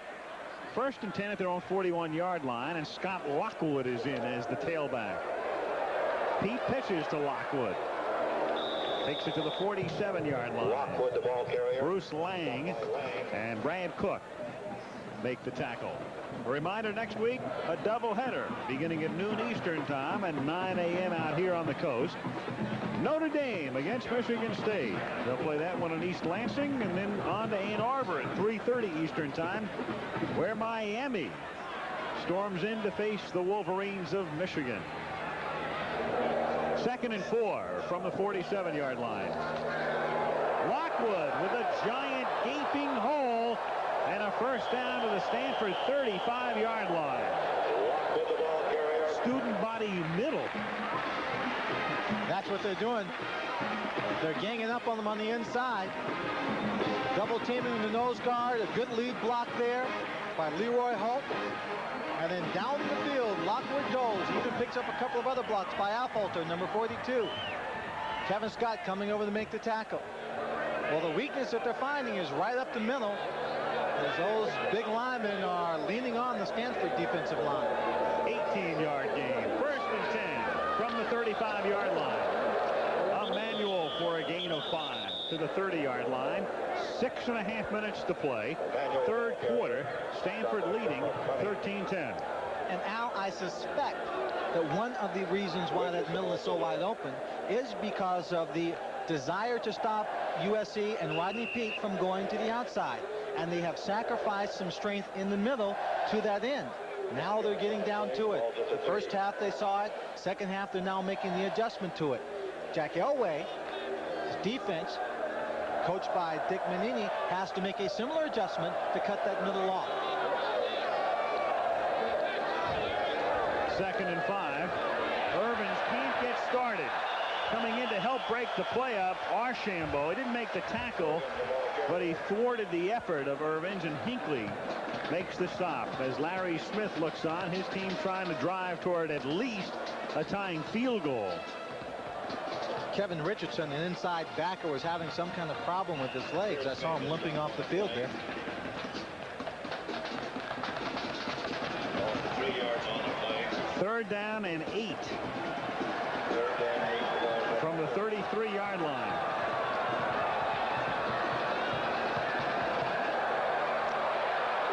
Peete throwing, caught at the 25-yard line by Paul Green, and very close to a first down. A key spot here.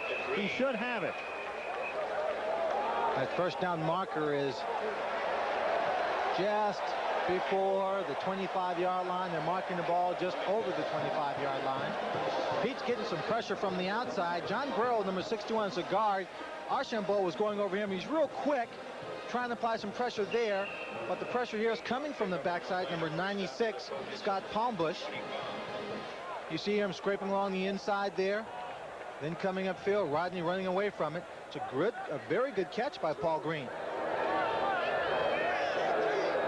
Trojans at the Cardinal 25-yard line. Whirlybird option. Emmanuel takes it to the 16-yard line.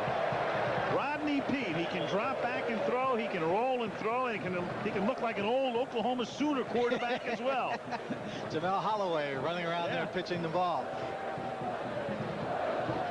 It's important for a quarterback with that kind of talent, knowing he's going to get his opportunities, to still be able to adjust his game plan, pitch the ball, hand it off, and let the rest of his team do what they can also do. 2nd and 1. 4:10 to play, third quarter. Trojans with the ball, trailing by 3. Lockwood through the middle for a first down. Stopped at the 13-yard line. One of the things they talk about with a good running back, Al, is their vision, able to see around the field. Webster has it. Manuel has very good vision. Lockwood takes that ball and he comes up. He's got a good block out in front of him by Leroy Holt.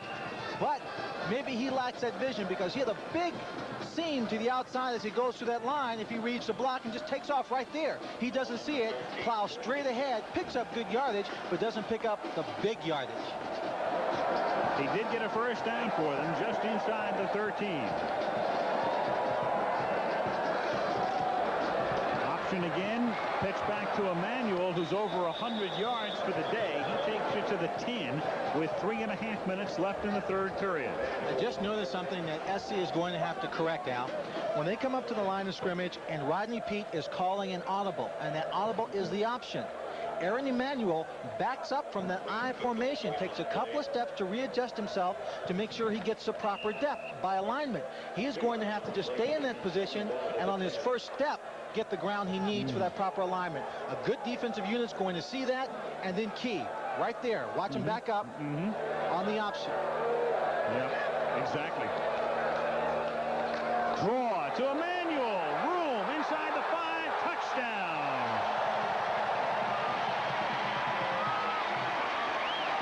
No adjustment to make on that play for him. His 4th touchdown of the season, and for the first time today, the Trojans have the lead, and Emmanuel has now gained 120 yards. He runs straight up and down. He sees the field very well. Comes straight up. He's getting excellent blocking up front. Leroy Holt again, classic fullback in the SC I formation. He's wearing a classic number for a fullback, 39, worn by Sam Cunningham. Quinn Rodriguez with Chris Burrell to hold. And the kick is good. So at one point in the game, the Trojans were down 13-0. And now with 17 unanswered points, it's USC on top by 4 with 2:56 to play in the third quarter.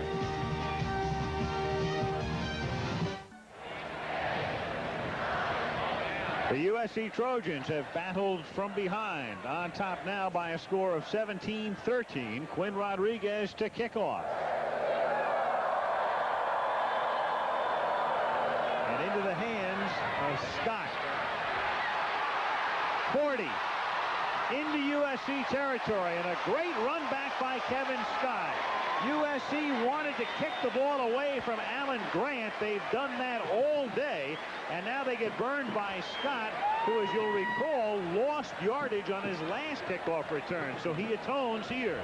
But when you're kicking the football off and the ball is only going to the 15-yard line, it's a high kick. Your coverage gets down there trying to make up for the lack of the kick. As soon as you clear that first line of tacklers, you've got an open field, and he had a great run. 42-yard run back. Puts them at the 44-yard line. Pump fake, and then going deep down the sideline, and incomplete, and in and out of the hands of Ernest Spears of USC. Let's get a word from the sideline from Cheryl Miller. Thanks, Al. I'm with the AD for USC, Mike McGee, and they're celebrating their 100th anniversary of football and athletics at SC. And Mike, what do you expect in the future for another 100 years? Cheryl, we're so blessed with the heritage that has been provided to us. 100 years, 8 national championships, 85 national championships in men and women's. We obviously want to continue that, but we also want to provide a strong academic performance among our athletes as well, and I think that'll be the case. Well, thank you very much, Mike. Back to you, Alan Lynn. All right, thank you, Cheryl. And of course, here we're dealing with two schools well known for their athletic exploits, academic exploits. They're the only two private schools in the Pacific 10 Conference, and a rivalry that, as we've stated before, goes back 83 years. And private schools have that higher tuition, always an extra burden in a large football program. I think the scholarship, the tuition at SC now is up to $18,000 a year. Not too many walk-ons at Stanford or SC. 3rd and 12. Johnson throws, and it's caught. Chris Walsh, who is back in the game. He was the guy who got dinged before by Carrier and Coulter. But they are short of the first down by 2. To be young again, I'd take a hit like he took. I'd be out for the next year. He comes back, and when you take that kind of hit, it's important to come back, and when the ball is thrown to you, to make that catch. You know, makes you feel like, okay, I'm okay again. I'm not going to lose anything. I know when I was knocked out against the Raiders, one thing I had on my mind in the forefront, most important when I played that Super Bowl, was make the first catch of the ball thrown to me, no matter where it was. That much yardage needed on 4th down. Big play, 4th and 2. And it's a draw play to Volpe. A great call inside the 20, all the way to the 14-yard line. What a call, and what a move by Volpe to spring loose for 20 yards and a first down. A great call, as you said, Al, but USC should have been expecting it. It's not the first time they've done this to them all afternoon. They have taken advantage of the middle of that defensive unit, going through those to the linebackers. Volpe using that speed, just running straight ahead downfield. Reminds me of Rocky Bleier. Not great on moves, but lowers their head and just keeps coming at you. He's got a lot of daylight there. 1st and 10, Stanford at the Trojan 15-yard line. Johnson running out of room and banged out of bounds at the 20-yard line. Losing 5, Scott Ross will get credit for a sack. Watch Brian Johnson here. He's looking, can't find anything. The ball's in the right position in his hand, just wanting to get rid of it. Here is where he's just going to throw the ball near a receiver and not take the loss. Scott Ross, man coming up for that stop. Teammates have to dress him too a little bit there. Signals being sent in by Greg Ennis. I don't know what that call was. I'm waiting to see this play. Yes, let's take a look. All right. Got to put that call on a 7-second delay. 2nd and 15 into the end zone, wide open, touchdown, Green.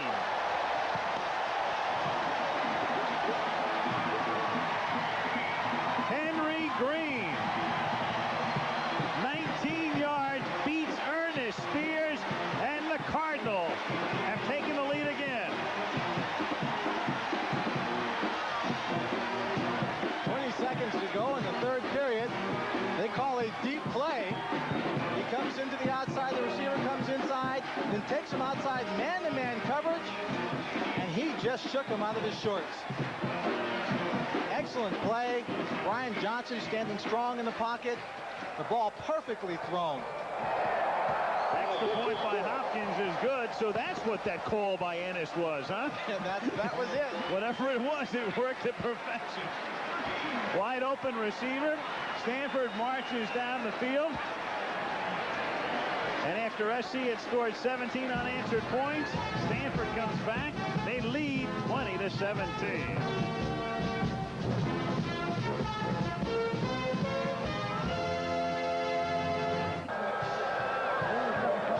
The Trojans, a 2-touchdown favorite coming in. But this one has been a beauty to this point. In the waning seconds of the third quarter, the Cardinal on top by 3. Stanford opening up its campaign. USC coming off its victory over Boston College and looking ahead to their matchup against Oklahoma in 2 weeks. Hopkins to kickoff. Irvins is the middleman, and it's a bouncing kick that's fielded at the 16-yard line and brought back out to the 26 by Jeff Brown, fullback, number 43. And from there will USC begin its next drive. Update some scores for you. Yankees win again. Tigers keep reeling. New York 9, Detroit 4.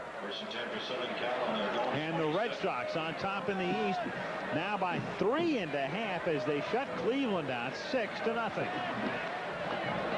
And up at Candlestick Park, not far from here, Giants 2, Houston 1 in the 6th. From the 27-yard line, Pete, and they'll put it on the ground. A loose ball. Stanford thinks they have it. We're waiting. No signal yet from the officials. Larry Smith. Looked like Rodney Pete was able to jump back in there and get close to the ball. Couldn't see it. The ball was shielded by a pair of gold legs sticking out. And it is USC's football at the 25-yard line. All of the turnovers that USC made earlier, the interceptions, were in their own backyard, which gave Stanford great field position. Right there would have been another one of those mistakes where the field position would have been more important than the actual turnover. Wasn't Pete, it was one of the other Trojans who came up with that recovery. That's the end of the third quarter. 15 minutes to go with Stanford on top 20-17.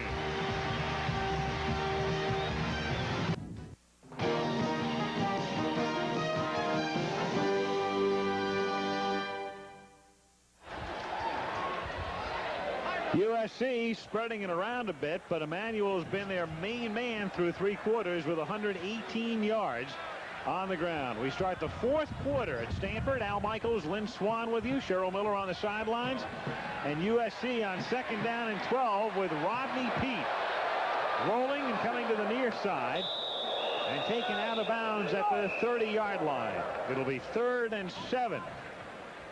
After the first play of the fourth quarter, with Stanford on top 20-17. Well, so far in the ball game, USC has had to make the most of the adjustments in this afternoon. They wanted to come out throwing the football. They couldn't get anything going in rhythm. They've gone straight to that running attack, trying to make some things happen there, and that's where they've had their success. The defense of Stanford, surprisingly better than I anticipated them playing. Their offense established the attack that they wanted. That's why they're up by 3 points at the moment. From the 30, 3rd and 7. Pete to Affolter, and he has a first down, and Affolter's been his main target. He was at Boston. He was last year, but that's his first catch of the day. And a nice move by Affolter, who caught it underneath and turns it into a first down. Well, Stanford is mostly a zone team. They're playing that zone. You see him going from zone area to zone area. Short crossing pattern. They are aware of the relationship between Pete and Affolter. They've been paying special attention to him. The defense of the Stanford Cardinal have done a great job in just shutting off that weapon. Last year's hero with that great catch against UCLA. It sent him to the Rose Bowl. Pete complete at the 42-yard line to Gary Wellman, who got a touchdown pass from Rodney in the BC game. And that's another first down for the Trojans. That's the kind of play you see Larry Smith stalking the sideline that Pete and Affolter are always connected on. Game conditioning now becomes very important. USC, having played one under their belt, the running backs and people are adjusted to the tension and stress of game day. I think we're going to have to watch the conditioning, especially of Volpe on the Stanford offense. First and 10, Trojans at the 42-yard line. This is Lockwood with blocking out in front. But coming up to stop the play was number 33, Mike Newton, and his first tackle of the day comes on a very nice play because Lockwood had blocking. Newton, a backup safety. That student by the left I've been looking for. This is an excellent ball game for so many of the Stanford students to miss. Their school has not started. I believe they start on Tuesday of next week. I'm sure a good number of them are here, but not as many as when school is in session. 3-4. Crowd of a little more than 50,000 looking on. On the option, Pete gets tripped up by Lester Archambault, number 72. Got his foot, brought him down, and a penalty marker is thrown after the play. Take a look at it here. The option. Archambault does a great job right there, just making an inside move, getting a hand on him. It's a takedown in the backfield. That's what the penalty is.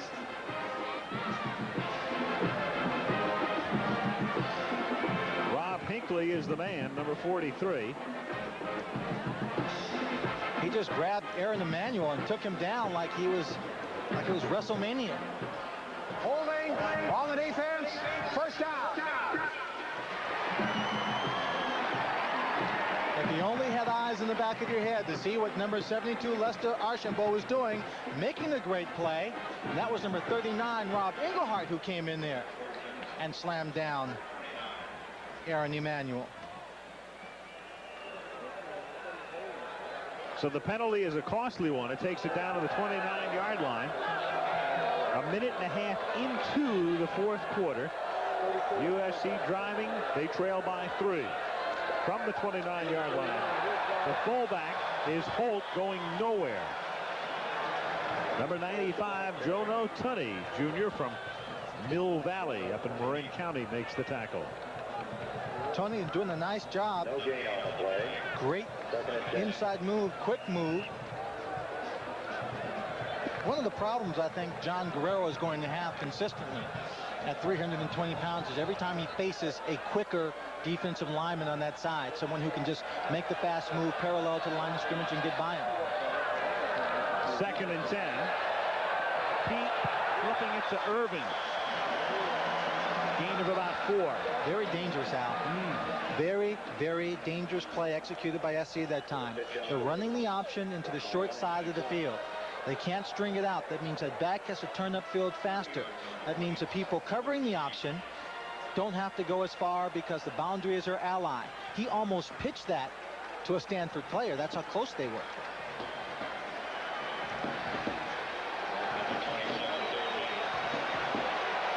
At the 26-yard line. Brown and Irvins are both in there on 3rd down and 8 for USC. Pete throwing, and it is caught at the 24-yard line. Somehow Galbraith, but he is short of the first down. Pete threading it to him. Galbraith getting hit right away. And it will be 4th down. They're looking for the first down. You watch the rollout. Number 43 Hinckley is going to be in there on the play. The ball is thrown. He comes up, makes a play, tips the ball away. Alan Grant comes up, makes the hit. Scott, juggling the ball, was able to hang on to it.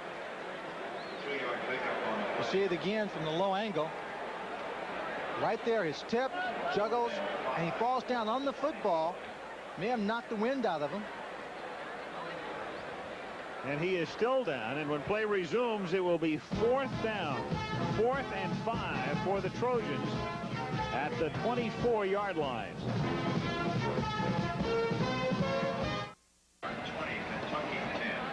Galbraith is back on the bench after making that catch, and Quinn Rodriguez comes in to attempt a field goal from the 31-yard line, a 41-yard attempt. He made a 20-yarder in the third quarter. So Rodriguez tries to tie the game. And he doesn't. He's wide.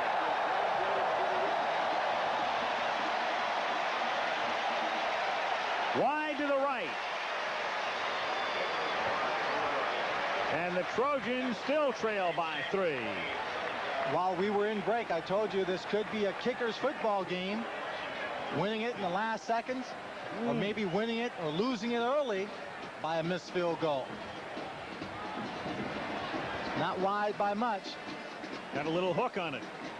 Now there's a slight breeze here blowing. I don't think enough to really have a great effect on the way he kicked the football or the way it hung in the air. But we'll remember that as we get down to the end of this ball game. Just wide. So now Stanford from the 24-yard line.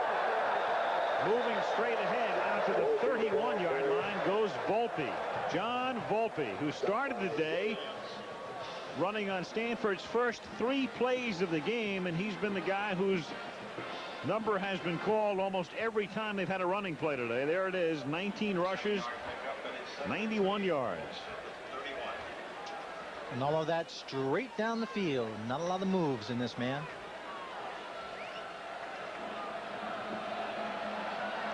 Second and 3 from the 31-yard line. Johnson rolling, ran open. Green at the 41-yard line. Henry Green has a first down. Let's go to New York. Al Trowley. The 4th-ranked Oklahoma Sooners leading North Carolina 21-0, scoring on long drives on 3 of their first 4 possessions. Jamel Holloway and Charles Thompson are alternating at quarterback. Al? And in a couple of weeks, of course, it's Oklahoma against USC, but USC has other things on its mind right now. It's like a comeback. Yes. They're down by 3. First down Stanford from the 41-yard line, and Volpe on the draw picks up 5, getting to the 46-yard line. 10 minutes and 30 seconds left in the game.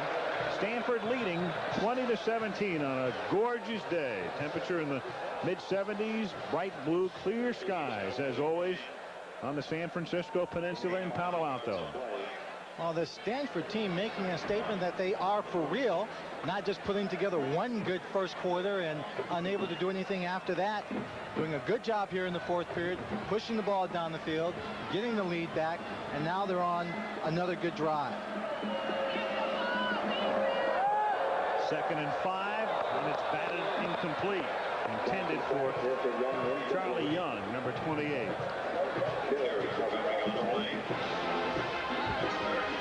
Third and 5.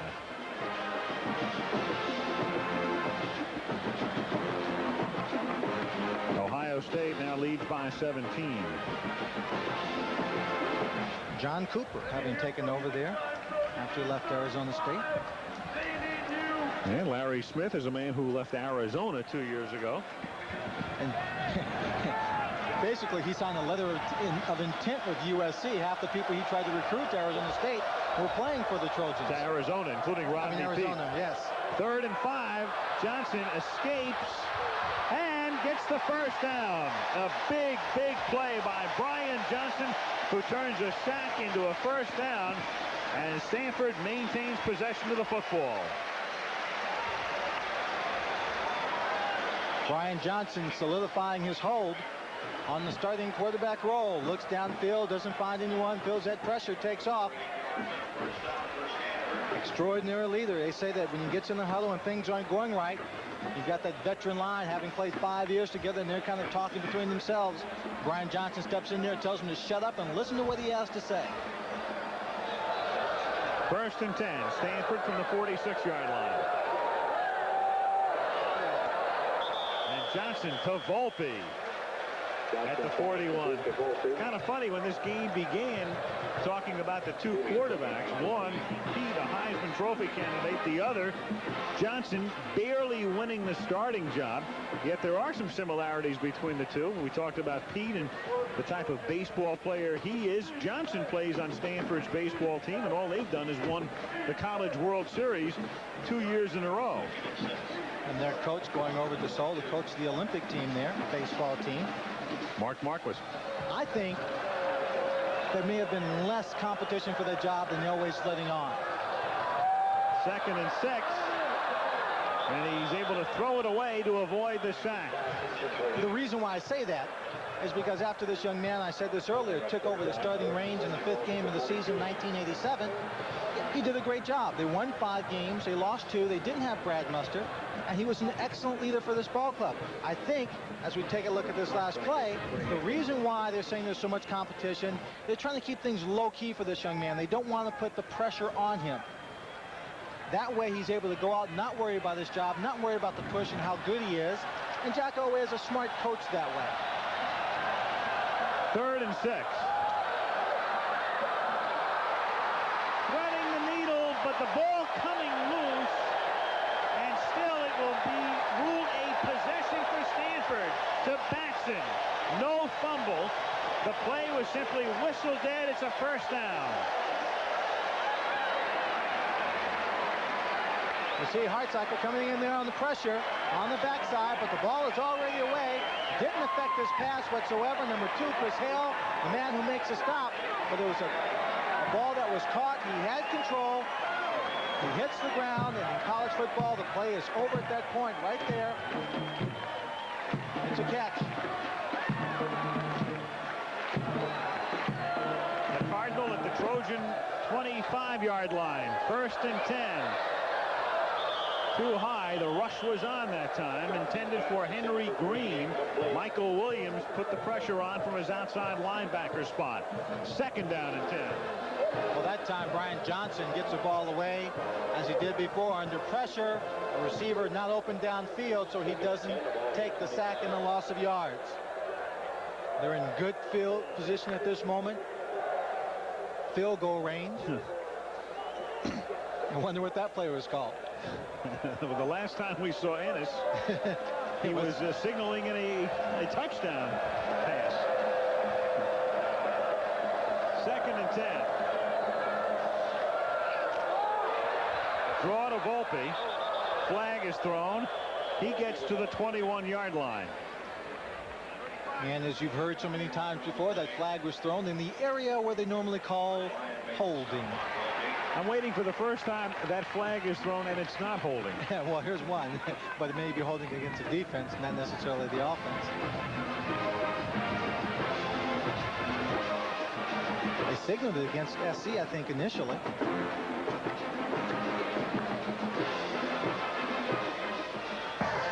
Holding on the offense. 10 yards from the previous spot.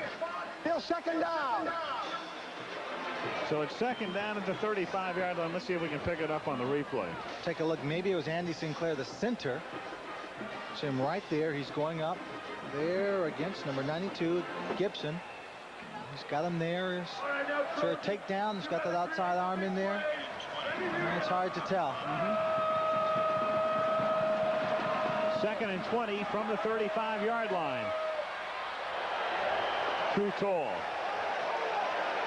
3rd down, 20. Again intended for Green. Late flag. A flag after the play down at the 20-yard line. So some scuffling going on in the secondary.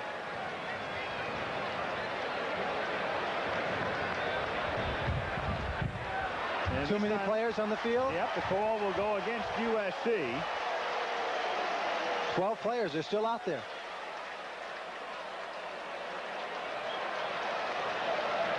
2, 4, 6, 8, 10, 12. been a few times where I haven't wanted to come out of a ball game. 15 yards in the previous spot. Second down. So a huge penalty against USC. Stanford picks up 5 on the exchange. They win back 10. They come back 15. Instead of it being 3rd down and 20, it's 2nd down, 5. And you can bet there's a linebacker or safety who's out there counting the players on the defensive unit right now. 2nd and 5 from the 20-yard line. Fake draw. Johnson rolls. And Johnson comes up just short of the 1st down. He's knocked down by Chris Hale.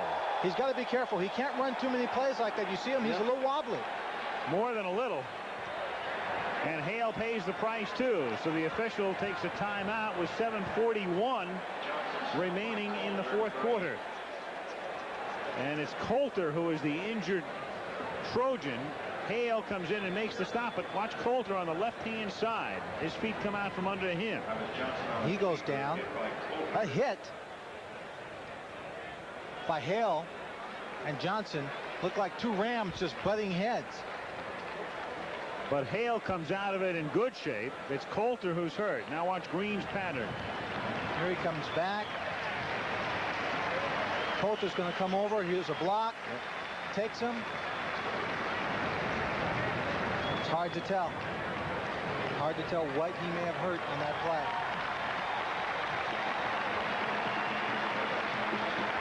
How many times have you seen it, Al? A young man gets in the ball game. He's playing a great game.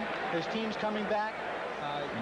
Playing better than what people expected, and he tries to do a little bit too much. He tries to take the sweep or take a play that he really shouldn't take charge of, and he's hurt.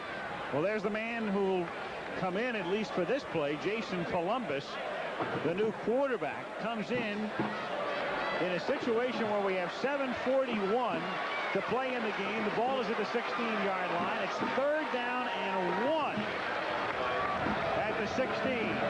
So he gets his feet wet in a most critical situation.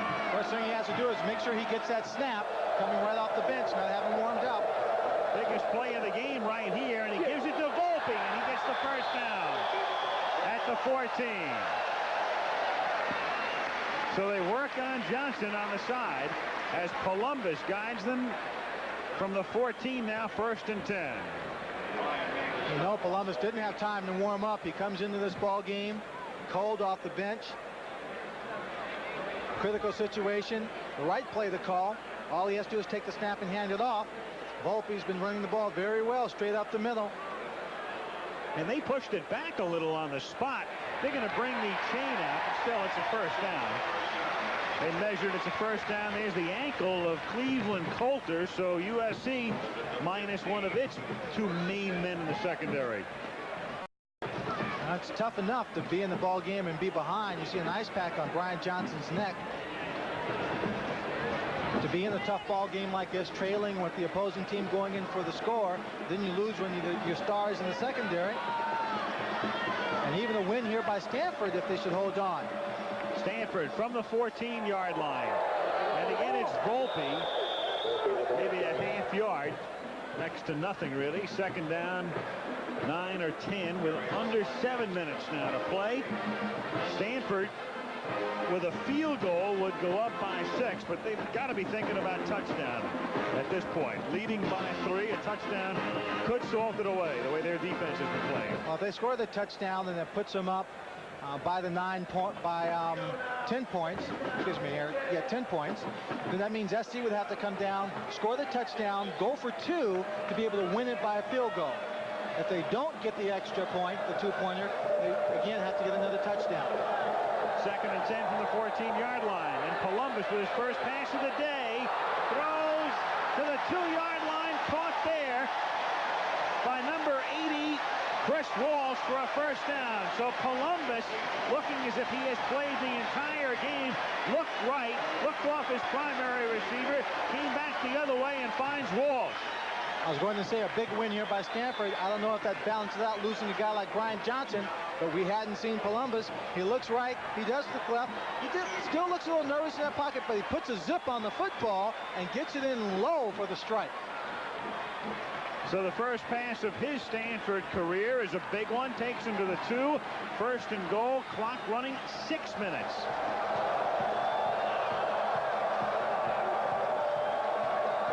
From the 2. Volpe goes nowhere. Second down. Goal. And there's Walsh. Remember, he was the guy shaken up in the first half. Back he came, makes that last catch, and obviously paid another bad price.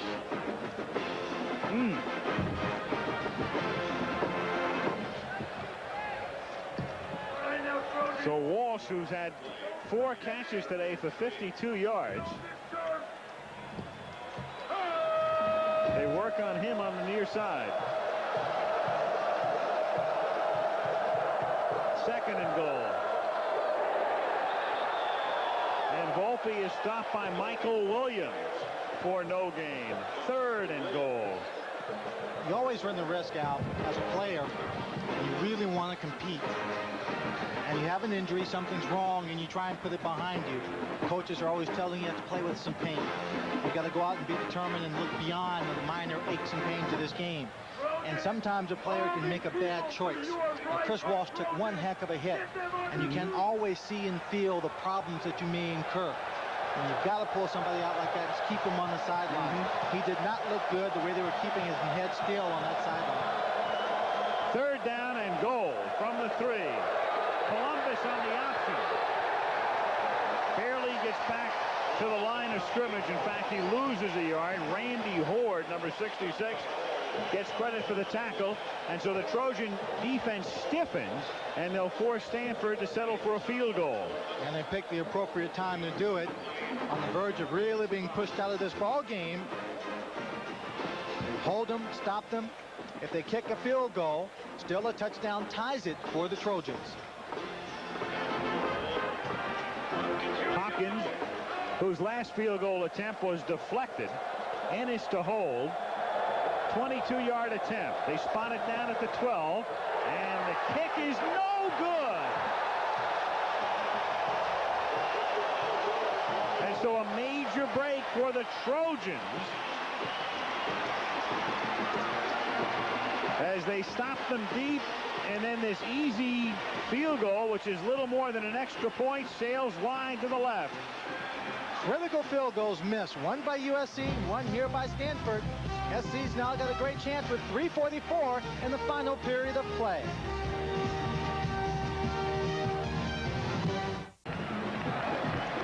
Some interesting strategy. We'll get into it in just a moment as USC takes over at its own 20-yard line after the missed Stanford field goal attempt from the 20.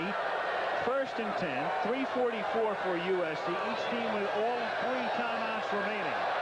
Pete hits Wellman, and he's taken down to the 30-yard line. If you're Stanford, if you kick, and there's Columbus having his shin iced, if you kick the field goal, USC can still come down and win the game with a touchdown. If you go for it on 4th down and miss it, you still make the Trojans start from their own 2, 3, 4-yard line or whatever and make them go that much further, or at worst, kick a tying field goal. An interesting choice by Elway, but he opted to go for the field goal and comes up empty on that. Pete fumbles the football back at the 25-yard line, but recovers it himself. Knocked out of his hands by Rob Hinckley at the 25. And that turns a 2nd and 1 into a 3rd and 5. He went back to throw. Tremendous pressure. The ball was actually knocked out of his hand. You see who does it here. You see him step up, and then coming back is Rob Hinckley, who makes a tackle and strips him at the same time. 3rd down. Let's call it 4 from the 26-yard line. 3rd and 4. Clock running, exactly 3 minutes to play. Pete throwing over the middle to Wellman. First down. He has it at the 42-yard line. And the clock momentarily stops on the first down. 2:52 left in the game. A 16-yard pickup. Again, the Trojans have all 3 timeouts remaining. Stanford is always a stumbling block for the Trojans, no matter how good the football team might be. We're national champions in 1972, came up here, had a terrible time. We ended up winning the football game, but not before we were in this battle for 4 quarters.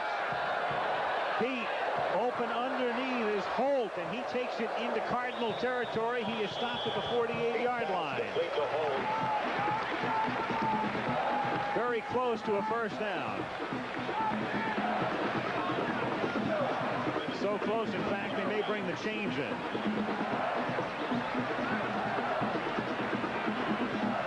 At the 48, they'll measure. That stops the clock with 2:35 left in the game. Remember, Stanford has not beaten USC here since 1970, when they were known as the Indians. And they had the Wild Bunch at USC. It is a first down.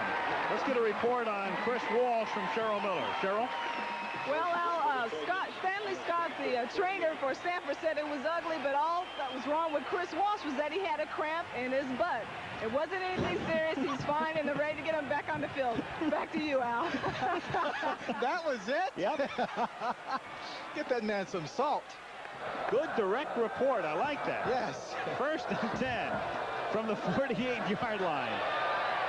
Pete complete at the 40-yard line to John Jackson, who's been a pretty silent man today. He's a guy who scored 3 touchdowns last year in the Stanford USC game, and that's his first catch of the day. So Jackson has made only 1 catch, and Affolter has made only 1 catch today. Gain of 9, 2nd and 1, 2:23 left. Stanford leads 20-17.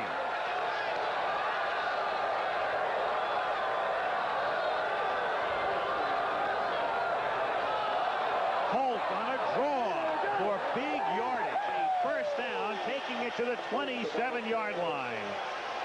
A Trojan touchdown would be huge, of course. Not only would it give them the lead, but it would make Stanford come back and score a touchdown to win. A field goal would do them no good. Field goal would only create a tie. You see Stanford going for the ball right there also. Create the tie with a 4 points difference, with the extra point being good. Does force him to go the length of the field.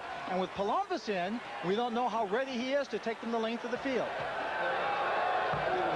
From the 27-yard line, Pete back to throw, and Affolter drops it a little bit behind him. It's a minor miracle. Yeah. Affolter dropping one right in his hands. 2nd and 10.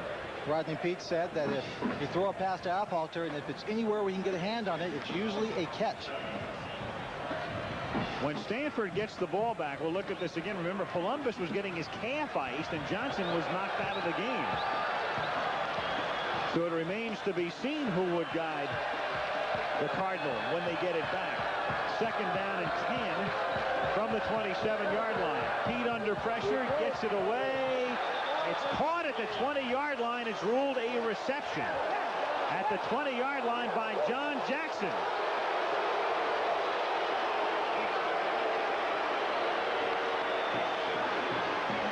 I don't know about that call. I'm a receiver. I like it. Well, take a look here. We'll take a look. He goes over. The ball is hit right there. He's got control. Ooh, that's close. Yeah. Actually, it's not even that close. It looked like the ball came loose, but they give him the reception from the 20-yard line. 3rd down and 3, and it's caught at the 10-yard line by Eric Affolter for a first down.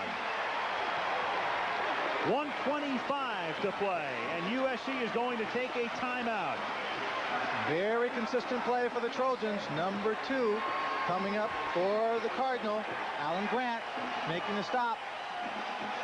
And a timeout taken by the Trojans. The ball is at the 10-yard line. 1:25 to play in the game. Stanford leads by 3.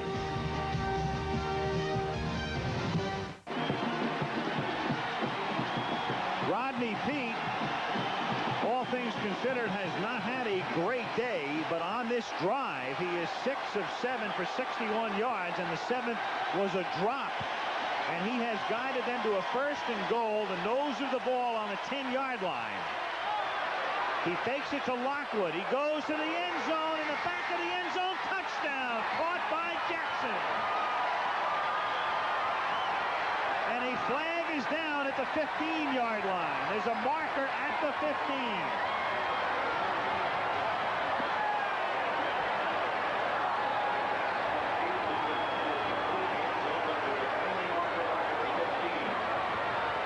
Who is it against? Rodney says against the Cardinal. And it will be. On the defense, it'll be enforced on the kickoff. Touchdown. Jackson for the touchdown. It's perfect. It's perfect. USC comes down. They score the touchdown. Jackson only makes 2 catches in the whole ball game. Both of them on this drive. One is a touchdown. We'll see him back of the end zone. 3 catches on this drive. Then they get the penalty. They kick short kickoffs anyway. That's going to give them a chance to put one deeper into the end zone to make the Cardinal go the length of the field if they want to score a touchdown. A huge extra point here by Rodriguez. The difference between making Stanford go all the way or having them have the opportunity for a tying field goal, and he has just made them have to go all the way. With 1:19 to play, they'll have all of their timeouts remaining. Rodney Peete, a new USC record with 38 career touchdown passes and a huge one to set the mark.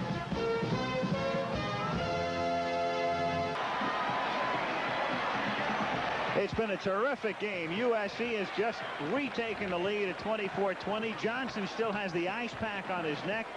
The number 2 quarterback, Columbus, will have to assume the helm again for Stanford. He took a shot when he came in to replace Johnson and was getting his calf iced. Larry Smith issuing instructions to his kickoff unit. The penalty on the touchdown against Stanford assessed on the kickoff, so Rodriguez gets to kick off from the 50-yard line. 1:19 left in the game, and Stanford will get the football and have all of its timeouts left. It is still questionable whether or not this ball is going to make it into the end zone on the kickoff. But as we look at Columbus on the sideline, keeping his arm, getting warmed up, really, this is what dreams are made of for any player in college or professional football. An opportunity to bring your team back the length of the field and be the team that was expected to win. And he'll have that opportunity beginning at the 20-yard line.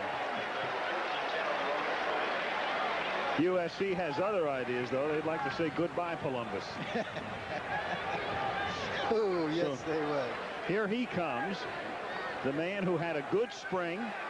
Elway contending that it was a good battle during fall drills or late summer drills for the number 1 spot. He opted for Johnson as his starter.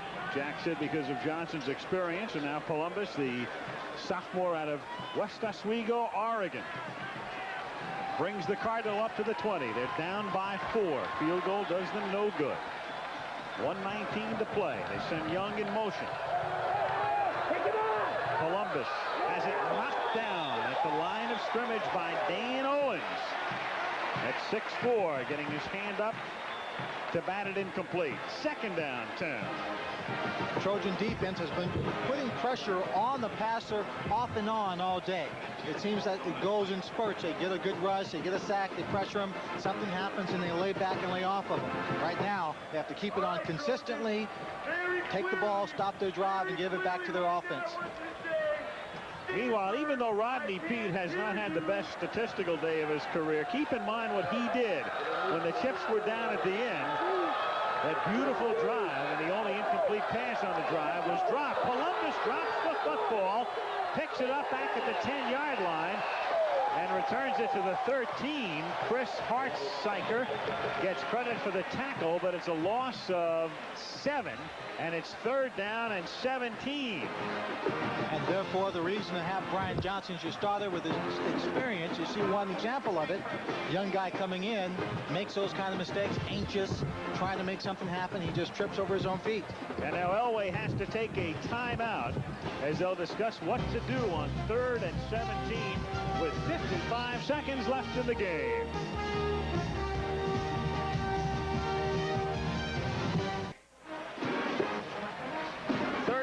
17 for Stanford from their own 13-yard line. Jason Columbus, the quarterback.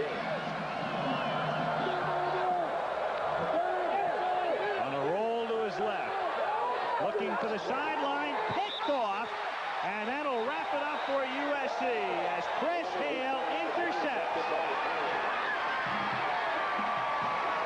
Chris Hale has been on at least 3 plays that were important in this ball game. He had 2 touchdown-saving tackles early in the first half. And then to pick this ball up and stop any hopes Stanford has of driving down the field, giving the ball back to the USC offense. And that's Stanford's first turnover of the day, and it comes with 48 seconds left in the game. And so it's going to be a gut-wrenching loss for the Cardinal, who played a perfect first quarter, saw their lead evaporate in the third quarter, but came from behind. Then were driving for what could have been a game-clinching touchdown, missed even a short field goal, watched USC drive all the way back down the field, and now USC can basically run out the clock. Stanford can stop it twice with timeouts, but that's all. 40 seconds left in the game. And so Jack Elway, watching his team nearly pull off a big upset, but they're going to come up short. That's 2 years in a row. He has gone against the Trojans and played great ball games, possessing the football, demonstrating the ability to play against a solid football team and have his team prepared, and to come away short. Stanford taking a timeout. They can stop the clock once more with 38 seconds to play. His main concern at this point, obviously, as a coach, he wants his defense out there. Maybe they can pick a ball off and get a fumble, whatever. That kind of miracle. But I think his major concern right now is the physical status of Brian Johnson for next week and the rest of the season. Ohio State wins easily. Boy, you lose a game like this, that's got to ruin your dinner. That really does. On one hand, you'll feel bad tonight because you were there. You had it, you could taste it. Yep. It was almost in your pocket, zipped up and ready to take home. On the other hand, you have to say to yourself, these guys have played the game already. They came in a bit more seasoned. We went up against a guy who's a Heisman Trophy candidate, and we handled him. We went through their defense and played well. We're going to be good for the remainder of this year. 2nd and 6. Yeah, you can think of that on the other hand stuff tomorrow and next week. Oh, yeah, but tonight this baby sits in your stomach if you're on that bench or that sideline. And there's Johnson, because you know you had it. You had it right there. You could feel it, you could taste it, and the next thing you know, you just go back to the locker room with that big L looking you in the face. I'll guarantee you one thing. He won't take on any more defensive corners with a headbutt. He's got to feel bad about that one play. But he had a terrific afternoon here. That first down by USC means they only have to run 2 more plays at most. Stanford can stop the clock once more should they so desire. Rodney Peete puts his knee down, and the clock will just run out as the Stanford Cardinal comes up a little short. 13-point underdogs. An early 13-0 lead goes away. They come from behind, though, to retake the advantage. Come up short on a drive, and USC going the length of the field, or actually from their own 20 after the missed field goal. And Rodney Peete had it when he needed it. That last drive. Put it together. The whole team came together. This is one of those ball games when you look at the entire season, some of the games they'll play, that you have to say, help give this team confidence to take on any football team down the line. Chevy players of the game are the 2 running backs, Aaron Emanuel and John Volpe. And a check in the amount of $1,000 will be donated by Chevrolet in their names to each school's general scholarship fund to further assist qualified students to advance their educations in all chosen academic fields. USC pulls it out 24-20.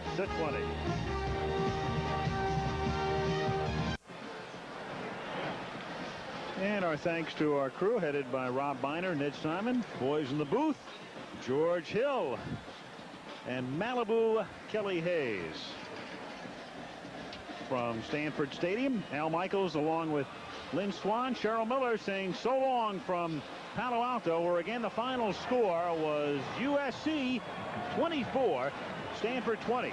This ABC Sports exclusive has been brought to you by Honda, who invites you to experience the Accord LXI 4-door sedan at your local Honda dealer. By Stroh's and Stroh Light. Now you're talking good times, and Stroh's is spoken here. And by the U.S. Armed Forces. It's a great place to start.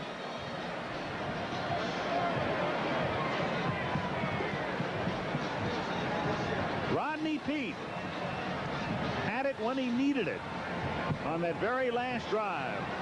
Led him 80 yards, led him into the end zone. Jackson catches the touchdown pass.